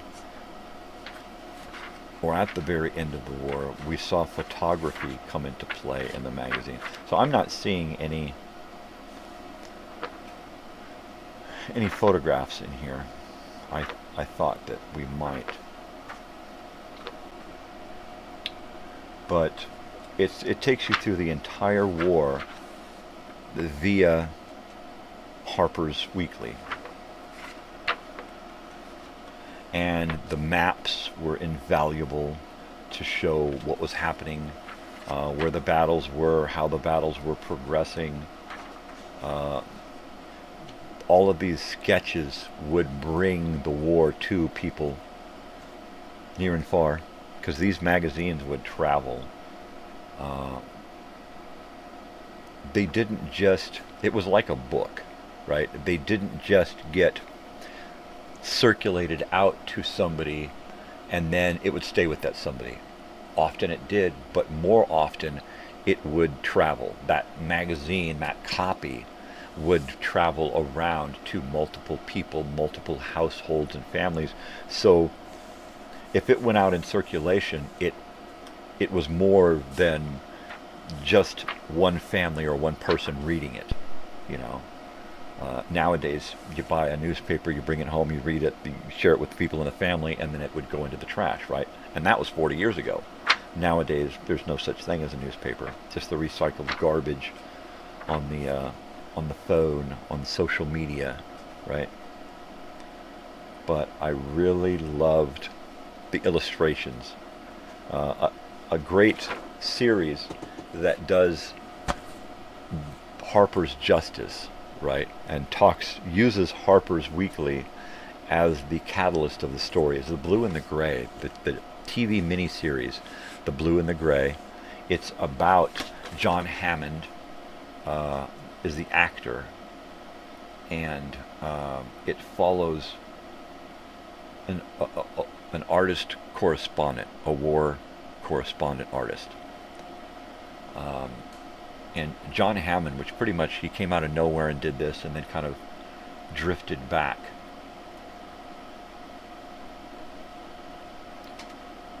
And he's drawing through the entire show, doing sketches. Stacy Keach is in it as well. Lloyd Bridges, Geraldine Page, Colleen Dewhurst. Gregory Peck does an impeccable Lincoln. He does a great Lincoln.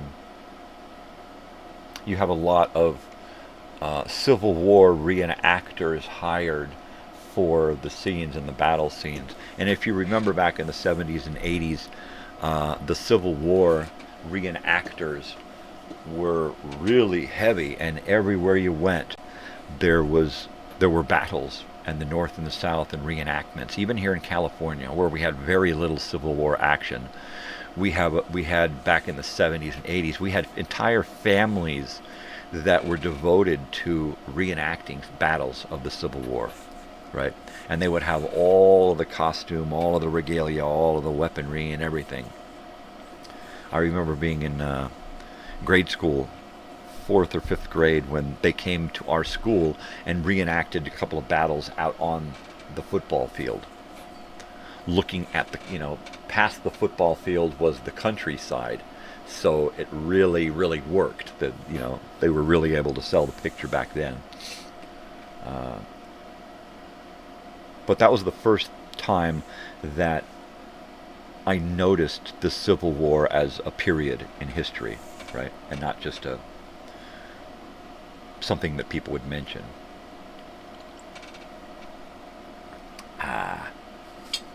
Arg. And then started to notice more and more about the Civil War as, a turning point in American history, and why there were so many specials and TV shows and songs, and why we had to learn about it in history and that kind of shit. But it was seeing it on TV and in movies that really sold it for me, which really brought it home. And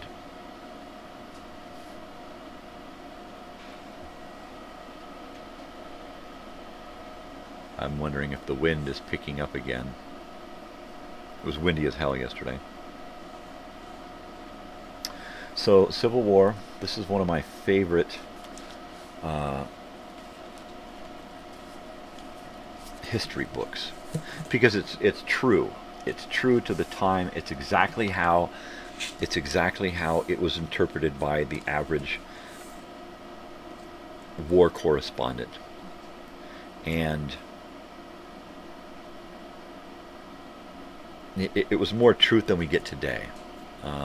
Today we see less truth and more less facts, fewer truths, and more commentary about, not even about the facts, but about our interpretation of the facts. So we don't even really get the news anymore. There's very few news programs that just focus on handing us facts, you know, like Walter Cronkite and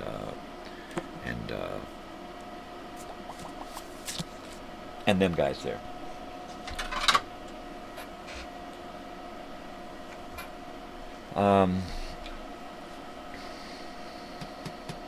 Oh, bong hit. Look, this is a bong hit here. So I'm gonna do this. I'm gonna do this bong hit. There you go. There you go.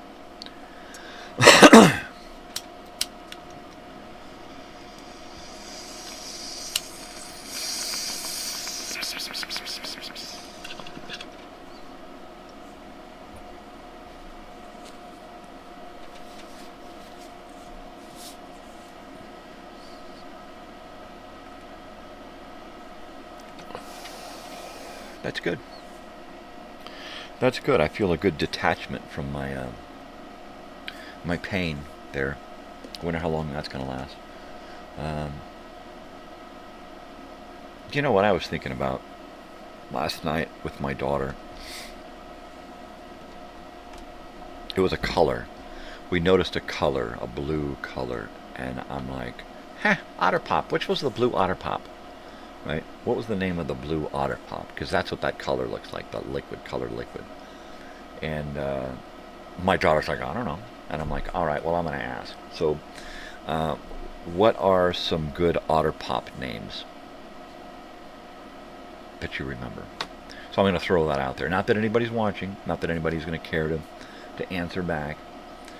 It is a Tuesday, so, but it is an hour later than we started, so maybe somebody will show up and I can quiz them on Otter Pop names, right? I would just get on my phone and do it, but that's just too easy. And easy is okay if you're gonna, if you're making cake or something, right? Like, yeah, I want something easy. Let me get a cake mix, because that's easy. But when you're using your brain, trying to remember stuff, why just bypass your brain and go right to your phone, which is what most people do, which is why people have less brain nowadays, because they don't rely upon their brain as much as we used to. We used to know all of the phone numbers we used to have memorized, right? We used to have birth dates memorized, right? We used to have facts memorized, whether it was facts from school or facts from our, our favorite trivia, or we used to know facts. We used to have a head full of information. And now we have these devices that are filled with information. And it doesn't matter. We can just pick up our phone and ask our phone, tell me now, what is the facts? And that's it. So I ask you to recall from your memory Otter Pop names. What are they? Hear me now, think about me later, and Otter Pop me, baby. Otter Pop me. At 4 o'clock today, the 4 o'clock movie is A Class Divided, and it is a frontline TV special about a teacher in 1969 or 70 or something, 70, I want to say 70 something, who decides to take her class and give them discriminations against each other. Okay, you're going to discriminate against these people. You guys are smarter because your hair color is brown, but you guys aren't as smart because your hair color isn't brown. Yada, yada, yada.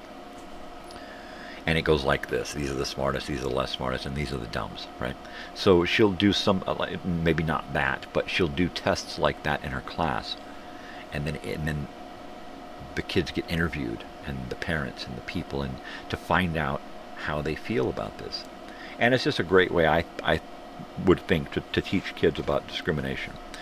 You know, now you know what it feels like to be disliked for no reason other than something silly, your skin color, or your hair color, your eye color, right? It doesn't matter. We're all the same, right? And, you know, any teacher is going to go out of their way to teach that to their children, their young 3rd and 4th graders. Oh my gosh, right? Nobel Prize, hello. She got nothing. She got a frontline program. That's like one of those lessons that should be taught to kids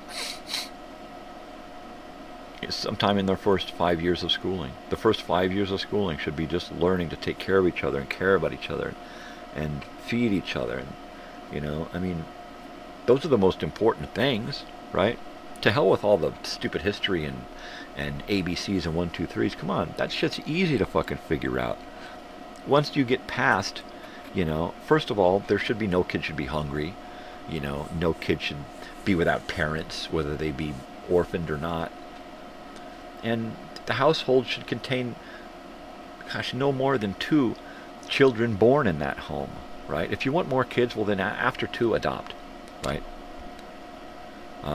We should not be populating the planet willy-nilly, greedily anymore. There's no reason for people to pump out more than 2 kids. There's just not. You know, whether you agree or not, just take a look at the statistics and see how population has been going. Look at statistics from the beginning, right? Look at, I was researching statistics from the beginning of time, looking at, you know, it was like history kept doing this, and then all of a sudden, Industrial Revolution. And processed foods and all of these, and the population just went fucking out of whack. And we keep chopping down that population with war and famine and disease, pestilence and all these things, but at some point it's not enough because the population is so fucking out of whack, you know. 7.5, 8.5 billion people on the planet. It's never been like that. It's not in recorded history, right? And it's just too fucking out of whack. When we were recovering from things like the plague and earthquakes and devastation, then it was like, yeah, repopulate. But we should have had a point, at some point along the way, we should have decided, you know what? It's going to get out of control real quick if we don't fix things. You know, and we didn't. And now look, out of control. Overpopulated with slack-jawed, mouth-breathing morons who just say, okay, I'll do what I'm told. Yep. And I'm just sick of it. I'm just sick of it. People so willing to work a slave job just so they can keep the mortgage payments or the car payments or send their kids to school or whatever. Just fucking slavery. All of these things should be, if we had a set population, everything would be fixed so that we didn't have to do all of that, right? The world would take care of itself, and we would be the keepers. We would be the gatekeepers of the world. We wouldn't be the slaves of the fucking world, right? Right? We know exactly how many cars to produce every 10 years. We know, exactly how many TVs to produce. We know exactly how much food to produce, right? We can better schedule our time and the use of our people for other stuff. Once we know exactly how much food to produce every year, because the population is pretty much set, right? Then that's it. We get the machines to take care of us. And then we are better able to deal with the things we were meant to do. At least what I think we were meant to do. Becoming the best humans that we can, mentally and physically, emotionally. Everything, just a perfect humans, right? Maybe then we'll be able to find those parts of humanity that we've lost, that have been stolen from us, right? that super intelligence, that super strength, that super abilities, right? Because it's got to be there. Within us, there has to be that. Like watching American Ninja Warrior and shows like that, where you see these average people doing these near superhuman feats, right? How did he do that? You know? And if you were to take those people from birth and let them do nothing but explore their own abilities physically and mentally, imagine what kind of people we could become, what kind of humanity we would have. You know, we would totally rewrite the face of humanity if we were able to just better ourselves and not work as slaves, not worry about the day-to-day minutia they want us to worry about, to keep us enslaved. You know, everything that is thrown at us every single minute of every single day is designed to keep us wanting that slavery, wanting that pampered slave world, right? Because we're just pampered slaves. How pampered we are depends on how much money we can make to pamper ourselves. That's it. That's all. Pampering begins at home.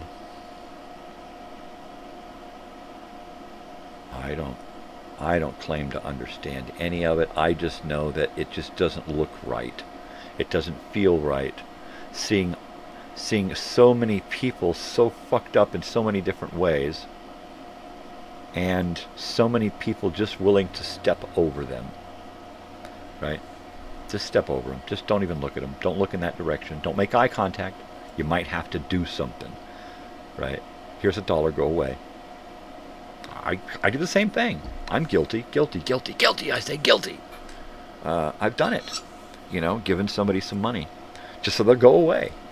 Or told a man, just get away. I'm trying to have dinner here. I'm trying to eat lunch. Get away. I can't have dinner in my car and roll down the window because in fear somebody's going to come up and want something from me. You know. Yeah, I used to be like that a lot. And now it's like if I have any extra cash on me, and that person, I sense from that person that I'm helping in some small way, then yeah, I'll give them $1 or $2. What the hell? You know, I've seen people outside of stores just sitting on the ground, not asking for help, just completely destroyed and devastated, right? And you know that they're like 1 foot in the grave, right? They're barely going to make it. They may not make it through the night, right? And that's when it's like, okay, I got to step up and do a little bit more, you know, and then do that. Go in and don't just get a couple of dollars you can take out to them. Get a couple of dollars. You know, I remember one guy, he looked like me. I looked and I saw me sitting there in 10 years without my family, without the last 30 years of my life. I saw me without the last 30 years of my life. Just completely devastated. Looked like he'd just been released from jail or prison, and which they do out here because we're right near the court. So anytime you get released, they bring you in a bus and they drop you off out here, and then you got to get on a city bus and you got to make your way to wherever you got to go, right? And a lot of people just go to a thrift shop, buy a bag or a suitcase with wheels or something and fill it full of a few items, and then go to the grocery store and buy a bag of food, and then figure out what they're going to do. And I saw one of these guys with nothing, just sitting on the ground. I mean, he was literally, you could tell he had been crying. He was just devastated. And I noticed him, right? I didn't just notice him, but I noticed him and what was going on. So I went in and I got, I found the most righteous sandwich that I could, a prepackaged sandwich, and a big bag of chips, and I got a bag of cookies, and I got a Gatorade, and a big giant Gatorade, and a big bottle of water, and and a pack of cigarettes. I spent $10 or $15 and got a pack of cigarettes for this guy, and a couple of books of matches, and then went out and hung out with him for a minute and gave him a wad of cash and this bag of stuff, and hung out with him while he opened up the bag of chips and just started eating chips, right? And, you know, just told him to hang on, brother. You know, things are gonna be all right. You know, you just gotta hang in there. Shit happens. It's a fucked up world, but you just gotta hang in there. Take care of yourself, brother. And that was all I could do, but that's what I did. You know, and if that's all you can do, then do that. You know, I've tried to do it for people before that didn't want the help, and I've done it before for people who I assume that money's going to go into a bottle or into a crack pipe or something, and that's fine, because if that's what they need at that moment to help them get through that moment, then that's fine. You know, I've been there, I've done that. I've been homeless, you know, where all I wanted was a cigarette and a bong hit and maybe a beer and some food, you know, and that's all you want, because that right there is what you need to get you through. You know, you don't just need the food and a warm place. You need that disconnection from what's going on, even if it's just a beer, even if it's just one small can of beer with your cheeseburger in your little campsite, your little homeless campsite, even if that's all it is. And then a little couple of hits off a pipe, you know, whatever you're smoking, crack or weed or whatever, it's up to you, man. It's your fucking life. If that's going to help you get through, you know, it's when you're so fucked up and so down and so screwed up that you need that more than just once a night. Because with me, it was once a night.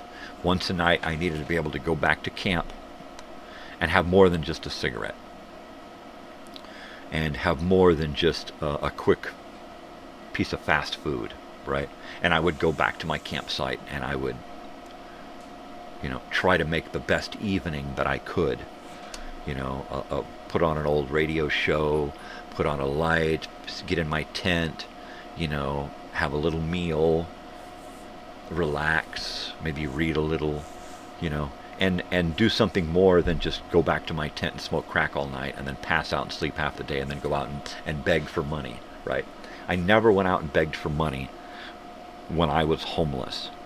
I always just went and collected cans. I would just collect cans. I would just park my car, walk around town in this area, collect cans, throw them in the back of my little MGB convertible, and drive to the next little spot, and then circle around. And then by the end of the day, I would have enough money to set me up for the next day. A little bit of weed if that's what I needed, a beer, some cigarettes.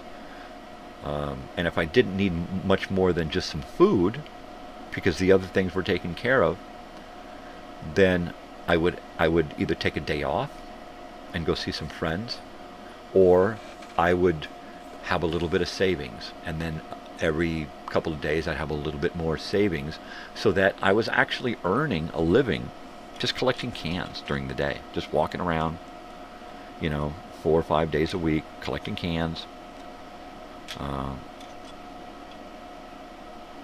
Yeah,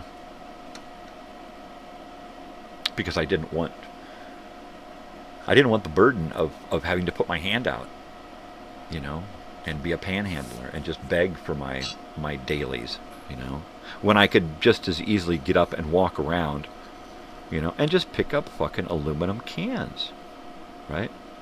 I could make over $20 a day just picking up aluminum cans, right? In 1990 something, right? Early, like 1990, let's say 1990.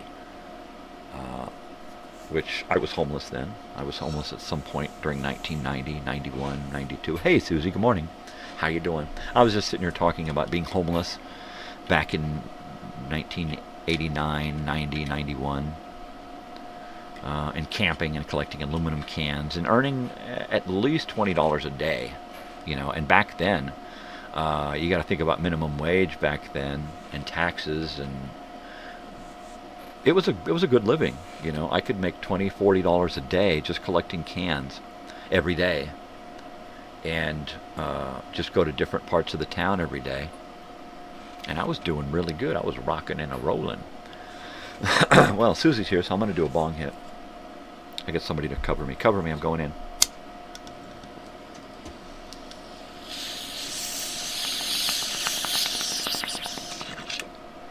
So today's record, and tape of the day are Bette Midler, The Rose, one of my favorite Bette Midler projects. Ah, see? Susie was homeless as well. That's compadre. So it's a 8-track of The Rose, and actually 2 LPs. There's actually 2 of them in here. I have 2 copies of that. Yeah, I spent a lot of time during my life homeless. When I was a child, I spent much of the 70s being homeless, being in the back of a car, in the back of a van, in a motorhome most especially. In 79, we bought a school bus, 79 or 80. We lived in a van at the beach. In the 80s, we lived in that school bus, and then I ran away from home at 15 and was pretty much homeless, living on couches, staying with friends and stuff. In the 90s, I was by myself a lot, and I was homeless a lot. And it wasn't until I got married in 99 that I wasn't alone anymore. We were homeless for like 10 years, living in a travel trailer, but it wasn't homeless anymore because I wasn't alone. So that was different. I'm going to heat up this coffee. I'll be right back, Susie. Ask me a question about something. Give me a question.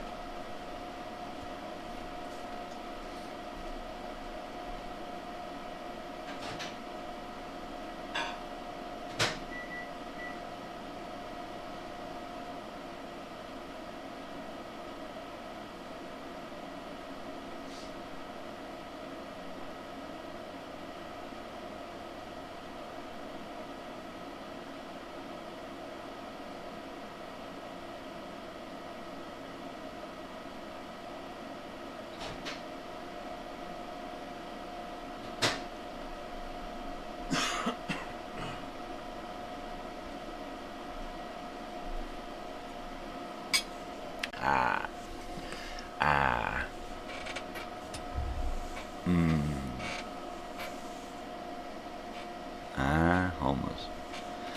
Michigan had a 10-cent refund for every can and bottle. See, there you go.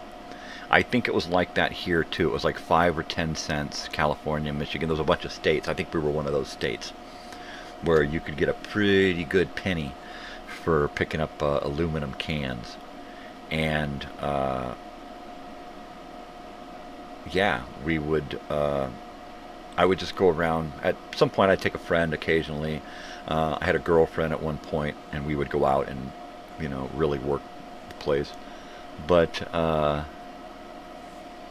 yeah, it was aluminum cans that got me through. I wasn't able to hold a job because I just could not take orders. I really couldn't. I couldn't deal with people. I couldn't take orders from people who I felt were just stupid. They were just ignorant, and they were just ignorant slaves. And I'm like, dude, no, I ain't taking orders from you. You're a moron. Well, I know what I'm doing. Yeah, but that's all you know. But for the most part, it was really hard for me to get along with people in jobs, work with other employees, work beneath someone, have to put up with somebody's bullshit because they got authority and power. I just could never do that. And throughout my life, it's been a series of jobs that start off okay and then turn shitty because some guy just all of a sudden decides that he's going to lord his authority over me. And I'm just like, you know what? Fuck you. Or would just start to get agitated by someone at work, and they could sense that, and they would just let me loose, because quite often I just wouldn't shut up. I'm not somebody who's just going to go along to get along, and while I've done that most of my life, it seems like it was really hard when I was in my teens and 20s. Yep. So I've got to wake up my wife here in about 15-20 minutes or so, maybe a half an hour. She may be up before then. She wants to go help a friend do some windows and that kind of stuff. committed to psychiatric hospital. Took 2 years to get my... Yeah, exactly. They want to get you in the fucking system, you know. Like it's a crime to be homeless, you know. And it's a crime to fucking have emotion, right? How dare you stand in the middle of the street and cry or scream that you're upset or you're hungry or starving and why wouldn't, you know, and that's a crime to have emotion in public. It is. You know, if you go stand out on the corner and just scream, I'm mad as hell and I'm not going to take it anymore, right? And fuck the world and fuck, and if you just go out and do that, you'll get arrested and booby hatch. Why? Because you're not allowed to have emotion anymore. You're not allowed to express yourself. They're trying to take that out. That's a good slave. You know, don't show any emotion. Just shut up. Do your slave job. Go have your required amount of fucking entertainment and shut the fuck up. You know? Oh, I was headed to the booby hatch. If they had gotten a hold of me, if I wasn't such a transient moving around so much, they'd have locked me up. You know, I was really close to getting locked into the system, so I'm right there with you, kiddo. Yeah, it's really scary, especially when you're young, in your teens and 20s, and you got nothing and nobody. And, you know, you're always told growing up, oh, family this and family that. Or you're working for a place and, oh, your family. Or you got friends at school and it's like, yeah, we're best buds. And then you try to turn to somebody and they're like, you know, you hear crickets. And before I turned 18 or 19, I literally had a half dozen families that would help me and take care of me to make sure that I could get to school and be successful. And after about 19, all of those families and people kind of dried up because I was an adult, and they required you to go out and do this and do that and do this, and they didn't want to know why you couldn't or why you felt you couldn't get along. And you know, so of course, if you can't get along and just go out and work and be a slave, then you're cuckoo and you're liable to get locked up in the booby hatch.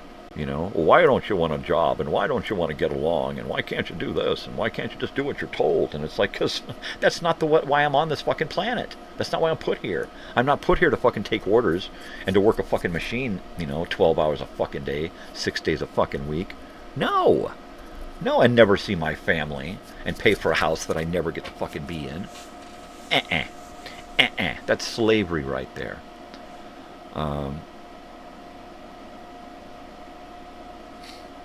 There you go. Labeled a fucking kook, and your family just disowns you, right?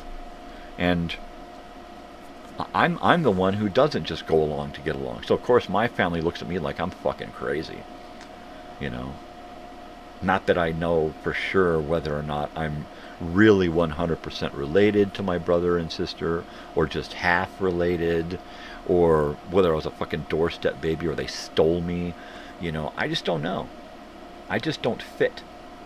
I don't fit, you know. And I can't explain it. Nobody's ever tried to help me explain it, as much as I ask what the hell's going on. But a lot of signs point to it. So I couldn't even get along at home. Couldn't get along in a job or work. A lot of times I would work a job and be living with somebody.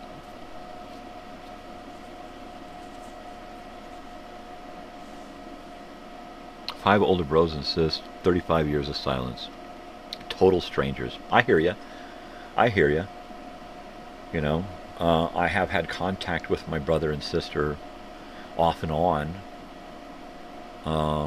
And my mother and father before they passed away. I mean, it was less with my father because he and I just did not see eye to eye. My mother, I don't think she liked the fact that I married a Mexican woman, so there's that. But there's just nothing there, you know. There's just nothing there. As much as I've tried recently in the past 20 years to really make something happen between my father and my mother before she passed away, and my sister and I've really gone out of my way on several occasions to be shot down and screwed over, that I just decided, you know what, I'm just not going to try anymore. You know, it's just, I've got my family, I've got a few friends. I've got the life that I've created. They obviously are content with what they got going on and each other. So I'm just a third wheel. I'm just a kink in the conch. So I just decided, most recently in the last couple of years, to just phase myself out of their lives, because what's the point? And as often as, then they don't. Whenever they try to involve themselves in my life, right? I'm just like, hey, that's, it's all good. I don't need nothing from you. What do you need from me? You need me to make you feel good about yourself, because me talking to you ain't making me feel good about myself, and it ain't making me feel good about you. So why am I going to go out of my way to put you back into my life just so at some point you can screw me over again, blame me for whatever things are going on in your life, or more of the same, treat me the way you've always treated me. Never try to look at me as a different person than that image you have in your head for the last 30 or 40 years. I'm not that guy. I'm me. Get to know me. I try to get to know you, and you shut me down. So I'm just over it. It don't matter anymore. Do I want to spend the rest of my life trying to impress these people and get in their better graces? Fuck no. It doesn't matter, But my wife's family, any one of her family members are better than my family put together. So, that's just the way it is. They're better people all around, no matter what you're talking about with them, they're just better people. And nothing like I grew up with. So why would I want to go back, right? Why would I want to fucking go back? I don't need to. I like the history. I like the past. I have a shared past with these people, but we got nothing now. So do I just leave it at that? Do I get together with them every once in a while on the phone or on Messenger and talk about the past? We've done that, and we've worn that out, And how do you talk to somebody when every single time you're talking to them, it's at the end of their day, and they're 6 beers in the bag, and they're just ready to pass out, and it's the same thing every time, and all they do is go, you're the same guy. And how do you get past that? How do you learn about each other when they're stuck here, right? And I can't do that, and I tried and I can't, Or how do you deal with somebody who just sees you as this person, and that's all they're gonna see you this way, and they don't want to see anything else. They won't see anything else, and they're gonna treat you this way all the time, They're gonna pretend that they don't, and they're gonna act like they want it, but they don't, because they're always gonna see you this way, And one is one, and the other is the other, and I can't get along with in being squashed in between, no one wanting to do anything because they're just in the bag all the time, and the other person not wanting to do anything because they just always going to see me this. It's like, fuck it, just fuck it, get me out of this mess, And I've never been liked in my family anyway. So, if they're trying to bring me back into their lives, it's got to be to make them feel better about what's going on in theirs, and to make sure to have somebody around to kick so that they can, definitely feel good about where their life is going, That's all I ever felt like, I spent so much time with my dad in my teens and 20s just because I felt like he was allowing me to stay around because he felt like I wasn't going to get any better, and poor guy, I guess I'll let him hang around. And if he could have packed up stuff and left the state while I was working one day or out collecting cans or something, he probably would have. Oh God, I got to get away from this guy. And eventually he did. Eventually, we both had to get away from each other, because I had to move on, and I had to, and which was really weird because I moved on and then he showed up, and then I moved on again and then he went back, and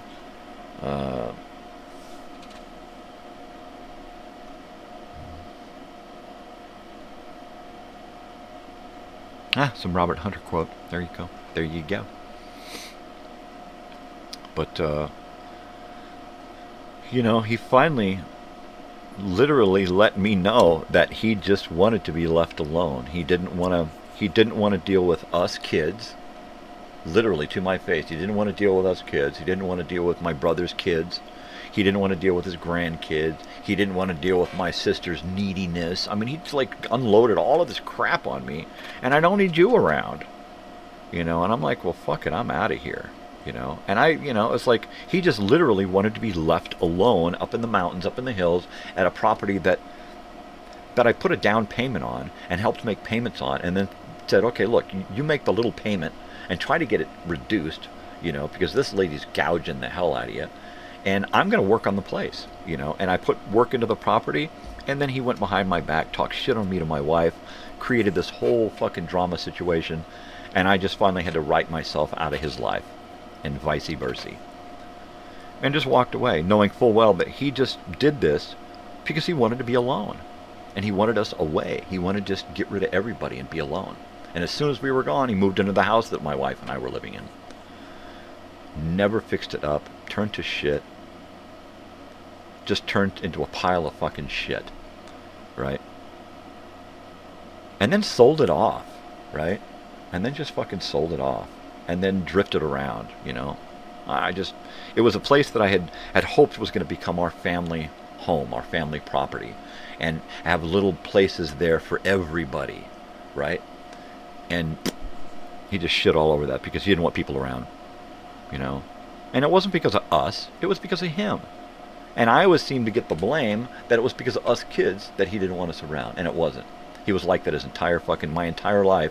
He didn't want kids, and he did whatever he could to avoid being a father and doing fatherly stuff. You know, a lot. Yeah, he would go hungry to make sure that we got eaten, that we got fed, right? But it wasn't like he was doing much to go out and get that food. Sell a bag of dope and take the $5 and go the extra $5 from selling that bag of dope, you know, and buy a loaf of bread and a pack of bologna, and call that breakfast, lunch, and dinner, right? And then he just wouldn't eat. Of course he would eat. When he's out selling dope, he'd go buy a fucking cheeseburger, and then feed the 2 kids, whatever kids were around, you know, the fucking bologna sandwiches all goddamn summer long. You know, so yeah, it was a great dad. Did a lot for us. Yeah. Looks like this house is waking up here. So I'll be here till 7. But only till 7 because I gotta get up and run my wife to the other side of town, and then do some stuff, and then go back and get her. So yeah, you know what? It's unfortunate that we had what we had, but we wouldn't be where we are or who we are without all that, right? And so I don't look back and get upset and mad at these people for things that they did with the tools, the mental tools, the emotional tools, the physical, social tools that they had at the time. You know, if all he could do was sell dope and go to school to take care of himself, and then share a little of that with us, and that was what it was, right? And I don't hate him over it. I don't exactly like the situation the way it was, but I wasn't him. I didn't live his life. Same thing with my mother. You did what you did. You can't put any of that on me, and I'm not going to put any of that on you. You know, it is what it was. It's no more than that, you know. I just look back, and everything that happened to me as a child, I just look back as a lesson. You know, make sure that whatever my parents would have decided is the exact opposite of what I would do in any given situation. And that lesson holds true to this day. Every day of my marriage and my life, after leaving those people behind, has been do exactly the opposite of what my parents would or siblings would do in this situation. Just do the opposite. Just do the opposite. All right? And then you're good. You're good to go. You've made the right decision. Whatever the decision is, just do the opposite of what they would do. Yeah. And it was a rough life, but it did make us better and stronger people. You know, although today it makes us weirdos, right?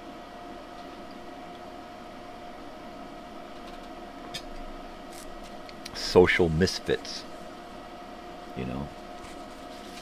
So you're the only morning show irregular that's shown up today so far, Susie. There's been no one else here. So nobody else that's actually chimed in and said, hey, I'm here. So thank you for stopping by, Susie, and anybody else who's hanging out. But, you know, I don't look back at anything that's happened with past family or friends and blame, right? It is what it is. You know, you can't go back and change it. All you can do is go back and learn from it, interpret it. The past is a great story, you know.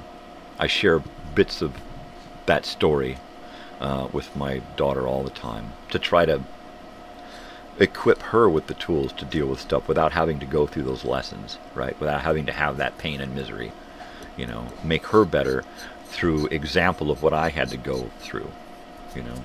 And I do that all the time. I'm constantly telling her about the shit that I went through, you know, so that she can appreciate what she's got and what she's going through. And I'll be damned if she hasn't stayed in school for the last 16 years, going on 17 years, I think, 18. It's because she knows that if you just fuck around and flounder, you ain't going to make anything of yourself. You ain't going to go anywhere. You ain't going to do anything. You're just going to fuck around and flounder. You're going to wind up homeless collecting fucking cans, you know.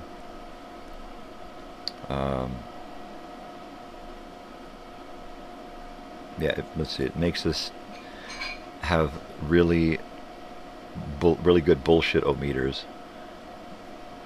Yeah, bullshitters don't like that. Yeah, exactly. Bullshitters out there. There's a lot of them. And if you have the equipment to see that, and a lot of people don't, a lot of people are taken in. I hear so often, I was just at the pot shop the other night, yeah, my dad got taken in by a scammer for $40,000, and I almost choked on my saliva. I'm like, what? And I had to keep it to myself because I almost started outright laughing. That somebody nowadays, in today's climate, with exactly the tools that we have to know about such, even on your phone, scammer alert, and people don't get it. People are so easily taken in. What? Who needs help? Well, gosh, let me send them some. Okay, who are you? And it don't matter. They're just going to send the fucking money anyway because they're not equipped to handle it, right? They don't have the tools. They don't have the wherewithal, you know. Yeah, it's just fucking ridiculous. And I just want to laugh. You know, you cry, but you got to laugh. You know, how can you, no way.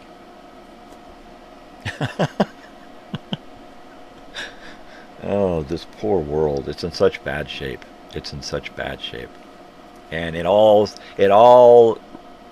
wraps around ignorance. Ignorance is the key to the world's downfall right now. And those that are in power, it's the key to their success. Right? They sell us garbage. They sell us stuff that we know we're going to put in the landfill. We're just buying it from them to hold on to it for a brief period of time before it makes it into the landfill.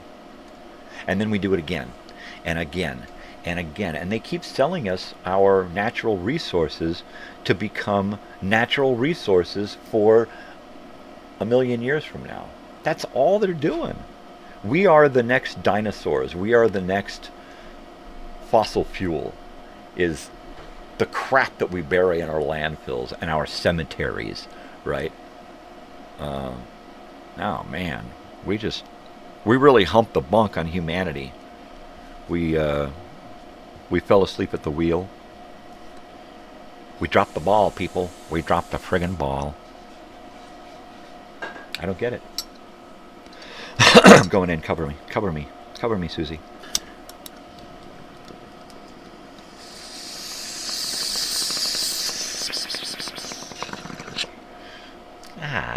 So, Otter Pop names. Do you remember any Otter Pop names? Because they had colors, but they also had, you know, Blueberry Beard or something. I don't remember any of the Otter Pop names. I don't want to look them up. But if you remember any Otter Pop names, yeah, going down a blind alley.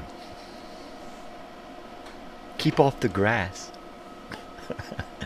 Yeah, most people need to keep off the grass at this point. That's another thing. While it's neat that we finally have pot shops everywhere, it's just one more thing in the weapons of mass distraction. That's all. You know, you've got some kind of concert venue on every corner, a Starbucks on every corner, fast food everywhere. All they're doing is keeping us distracted, right? Totally. They just want us distracted, busy, distracted, enslaved, and paying our credit card debt, you know, needing that next vacation. You know, oh, we got to go out this weekend. Get us a B&B somewhere so we can go out and get away. You know, well, we're going to have to work extra hard next week. I know, we'll just work longer days and we won't see each other, but at least we'll have the weekend. Yeah, that's slave life, you know. Everybody gets wrapped into it, you know. The best thing that you can do for yourself is, like the people who like live the van life, where their life is so completely downsized that the only bills they have are gas to put in their vehicle, right? Food, a little propane, right? Culture is not your friend. Terence McKenna. Ooh. Let me write down some Terence McKenna there.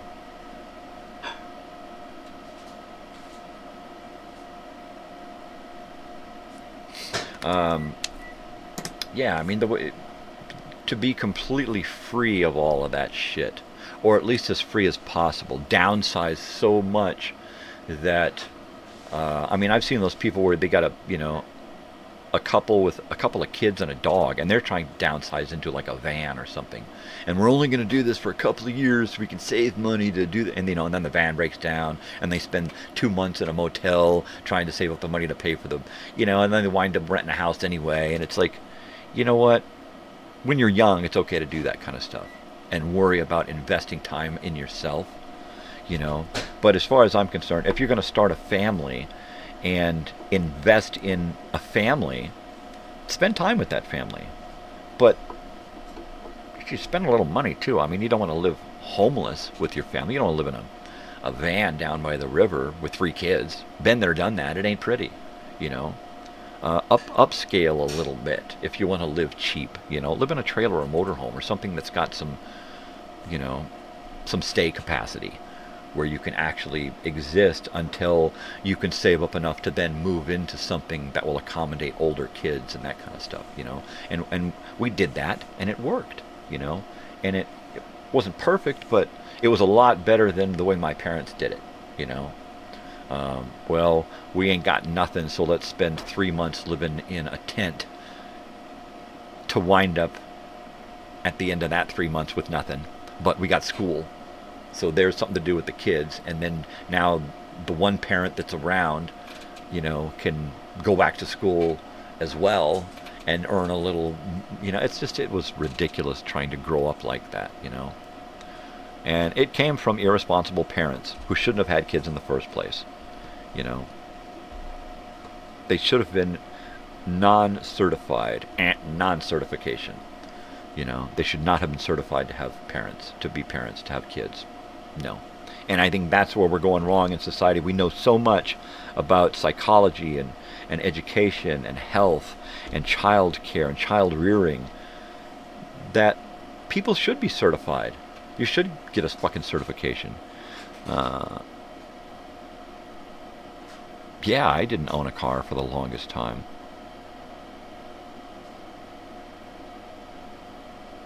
There you go. I bought a new car in 98, right? First new car, I was 98, I was 30 years old. Bought a new car, had a great job, got married, all of that stuff. Decided I'm never going to buy a new car again, right? It's pointless to get into something like that. and bought used cars from then on. Yeah, just couldn't deal with it. It was one of those things that I could not be locked into. You know, I think I bought a used car once on payments and locked myself in for like 10 months or a year or something, and got it paid off, you know, but that was it. I couldn't do bank stuff. I didn't want to do slave credit stuff, you know, and they just get you locked in, you know. They get you locked in, so you have no choice but to remain a slave, you know. And while my parents stayed away from that, they also stayed away from responsibility too, which it was really hard becoming an adult, not having learned responsibility growing up, and I learned how to do stuff the quick way, the easy way, the cheap way, you know, and how to get things out of people's stuff, how to manipulate people, you know. And I just couldn't do that. I couldn't get along with the way my family was doing what they were doing, right? It just wasn't me. I wasn't charismatic. I couldn't just talk people out of stuff. I could talk people into stuff. I just couldn't. And all of my family members were, which of course leads me to think that God, maybe I am an alien implanted on this planet, you know, because I don't fit in. I'm a complete fucking square peg. So right back to doing things the opposite. If anybody in my family would decide in any given situation now to do something this, I would just say, no, I'm doing it the other way. Nope, can't do it. So we're ticking down to the end of today. Like I said, so no Otter Pop names there? Otter Pops? Anybody? Otter Pop names?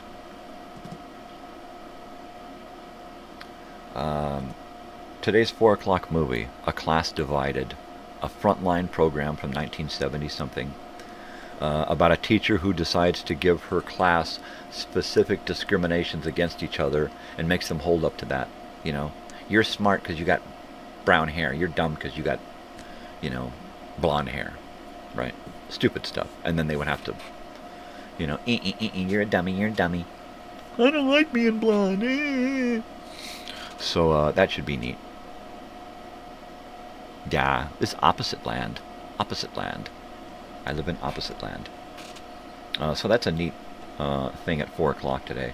Tomorrow we're going to listen to the Green Hornet radio show and talk about that. And then the 4 o'clock movie tomorrow is Up in Smoke, and it's about the tobacco industry. On Thursday we're going to look at K-Tel 8-tracks and records and my 8-track carousel, and fiddle around with the guitar some more. And the 4 o'clock movie for Thursday is Our Heritage. More 4th of July stuff we didn't get around to. Yeah. There you go. Oh, you saw that, A Class Divided. Okay, cool. Excellent. I haven't seen it yet. I've seen bits of it, but I haven't been able to check out the whole thing. So I'm excited about watching that. Our Heritage. That should be fun. And on Friday, we're going to talk after-school special activities. Things that we did after school that weren't exactly Leave It to Beaver. You know, some things were fun. Some things were really wholesome and fun and pure, but there were some things that weren't. So we'll talk about some of that kind of stuff.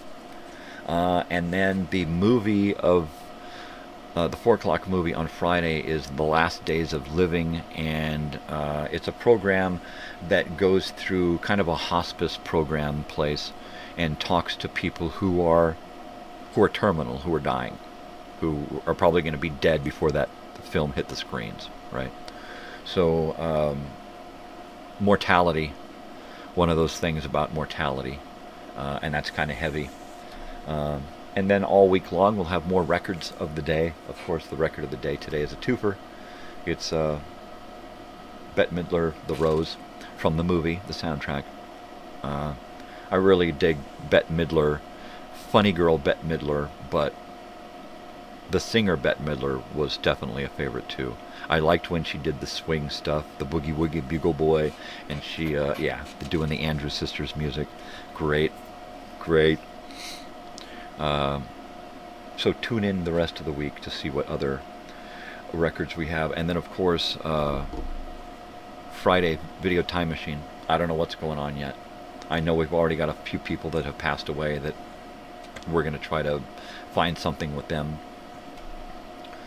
But it should be a fun rest of the week. At some point during this week, I'll probably go long again, maybe on a Friday. I like to go long on occasion, so we've got a little extra time to talk about stuff going on, but also talk about stuff that we have going on here. So there you go. And Thursday especially I like, because I really want to get into plugging that guitar in and fooling around with it more often. It's fun. It's fun on a bun. Oh, let's see. Yeah, that pretty much wraps it up. That's it. That's it. There you go, people. This show's about in the can. But yeah, I never got around to sharing what we're doing for today. Let me see.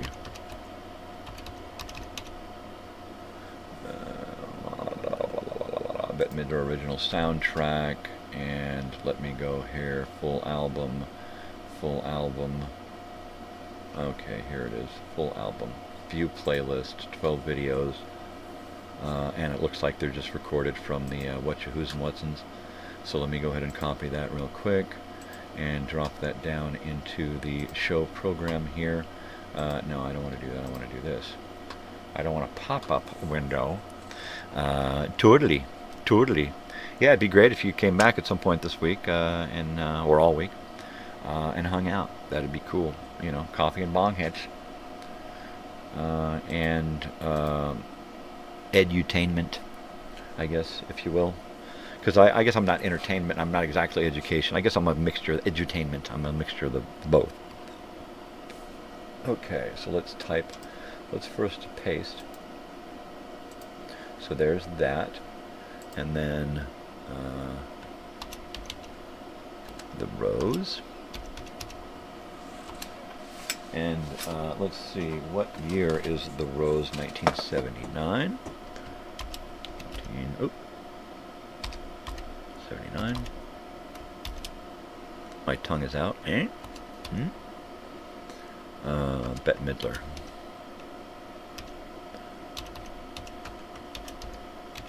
There we go. There we go. Close enough.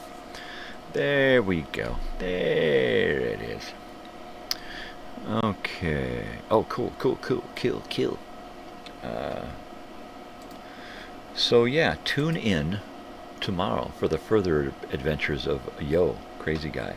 And you're officially an irregular. That's what you guys are called now. Any weirdos on my show that stop by is an irregular, so that's you. There you go. So spread the word. Show up and be an irregular. I am going to have to boot up these end credits because it's time for me to go. I got to get on out of here. I got to get dressed and get ready to head over to the other side of town. So I hate to say it, but I got to go, people.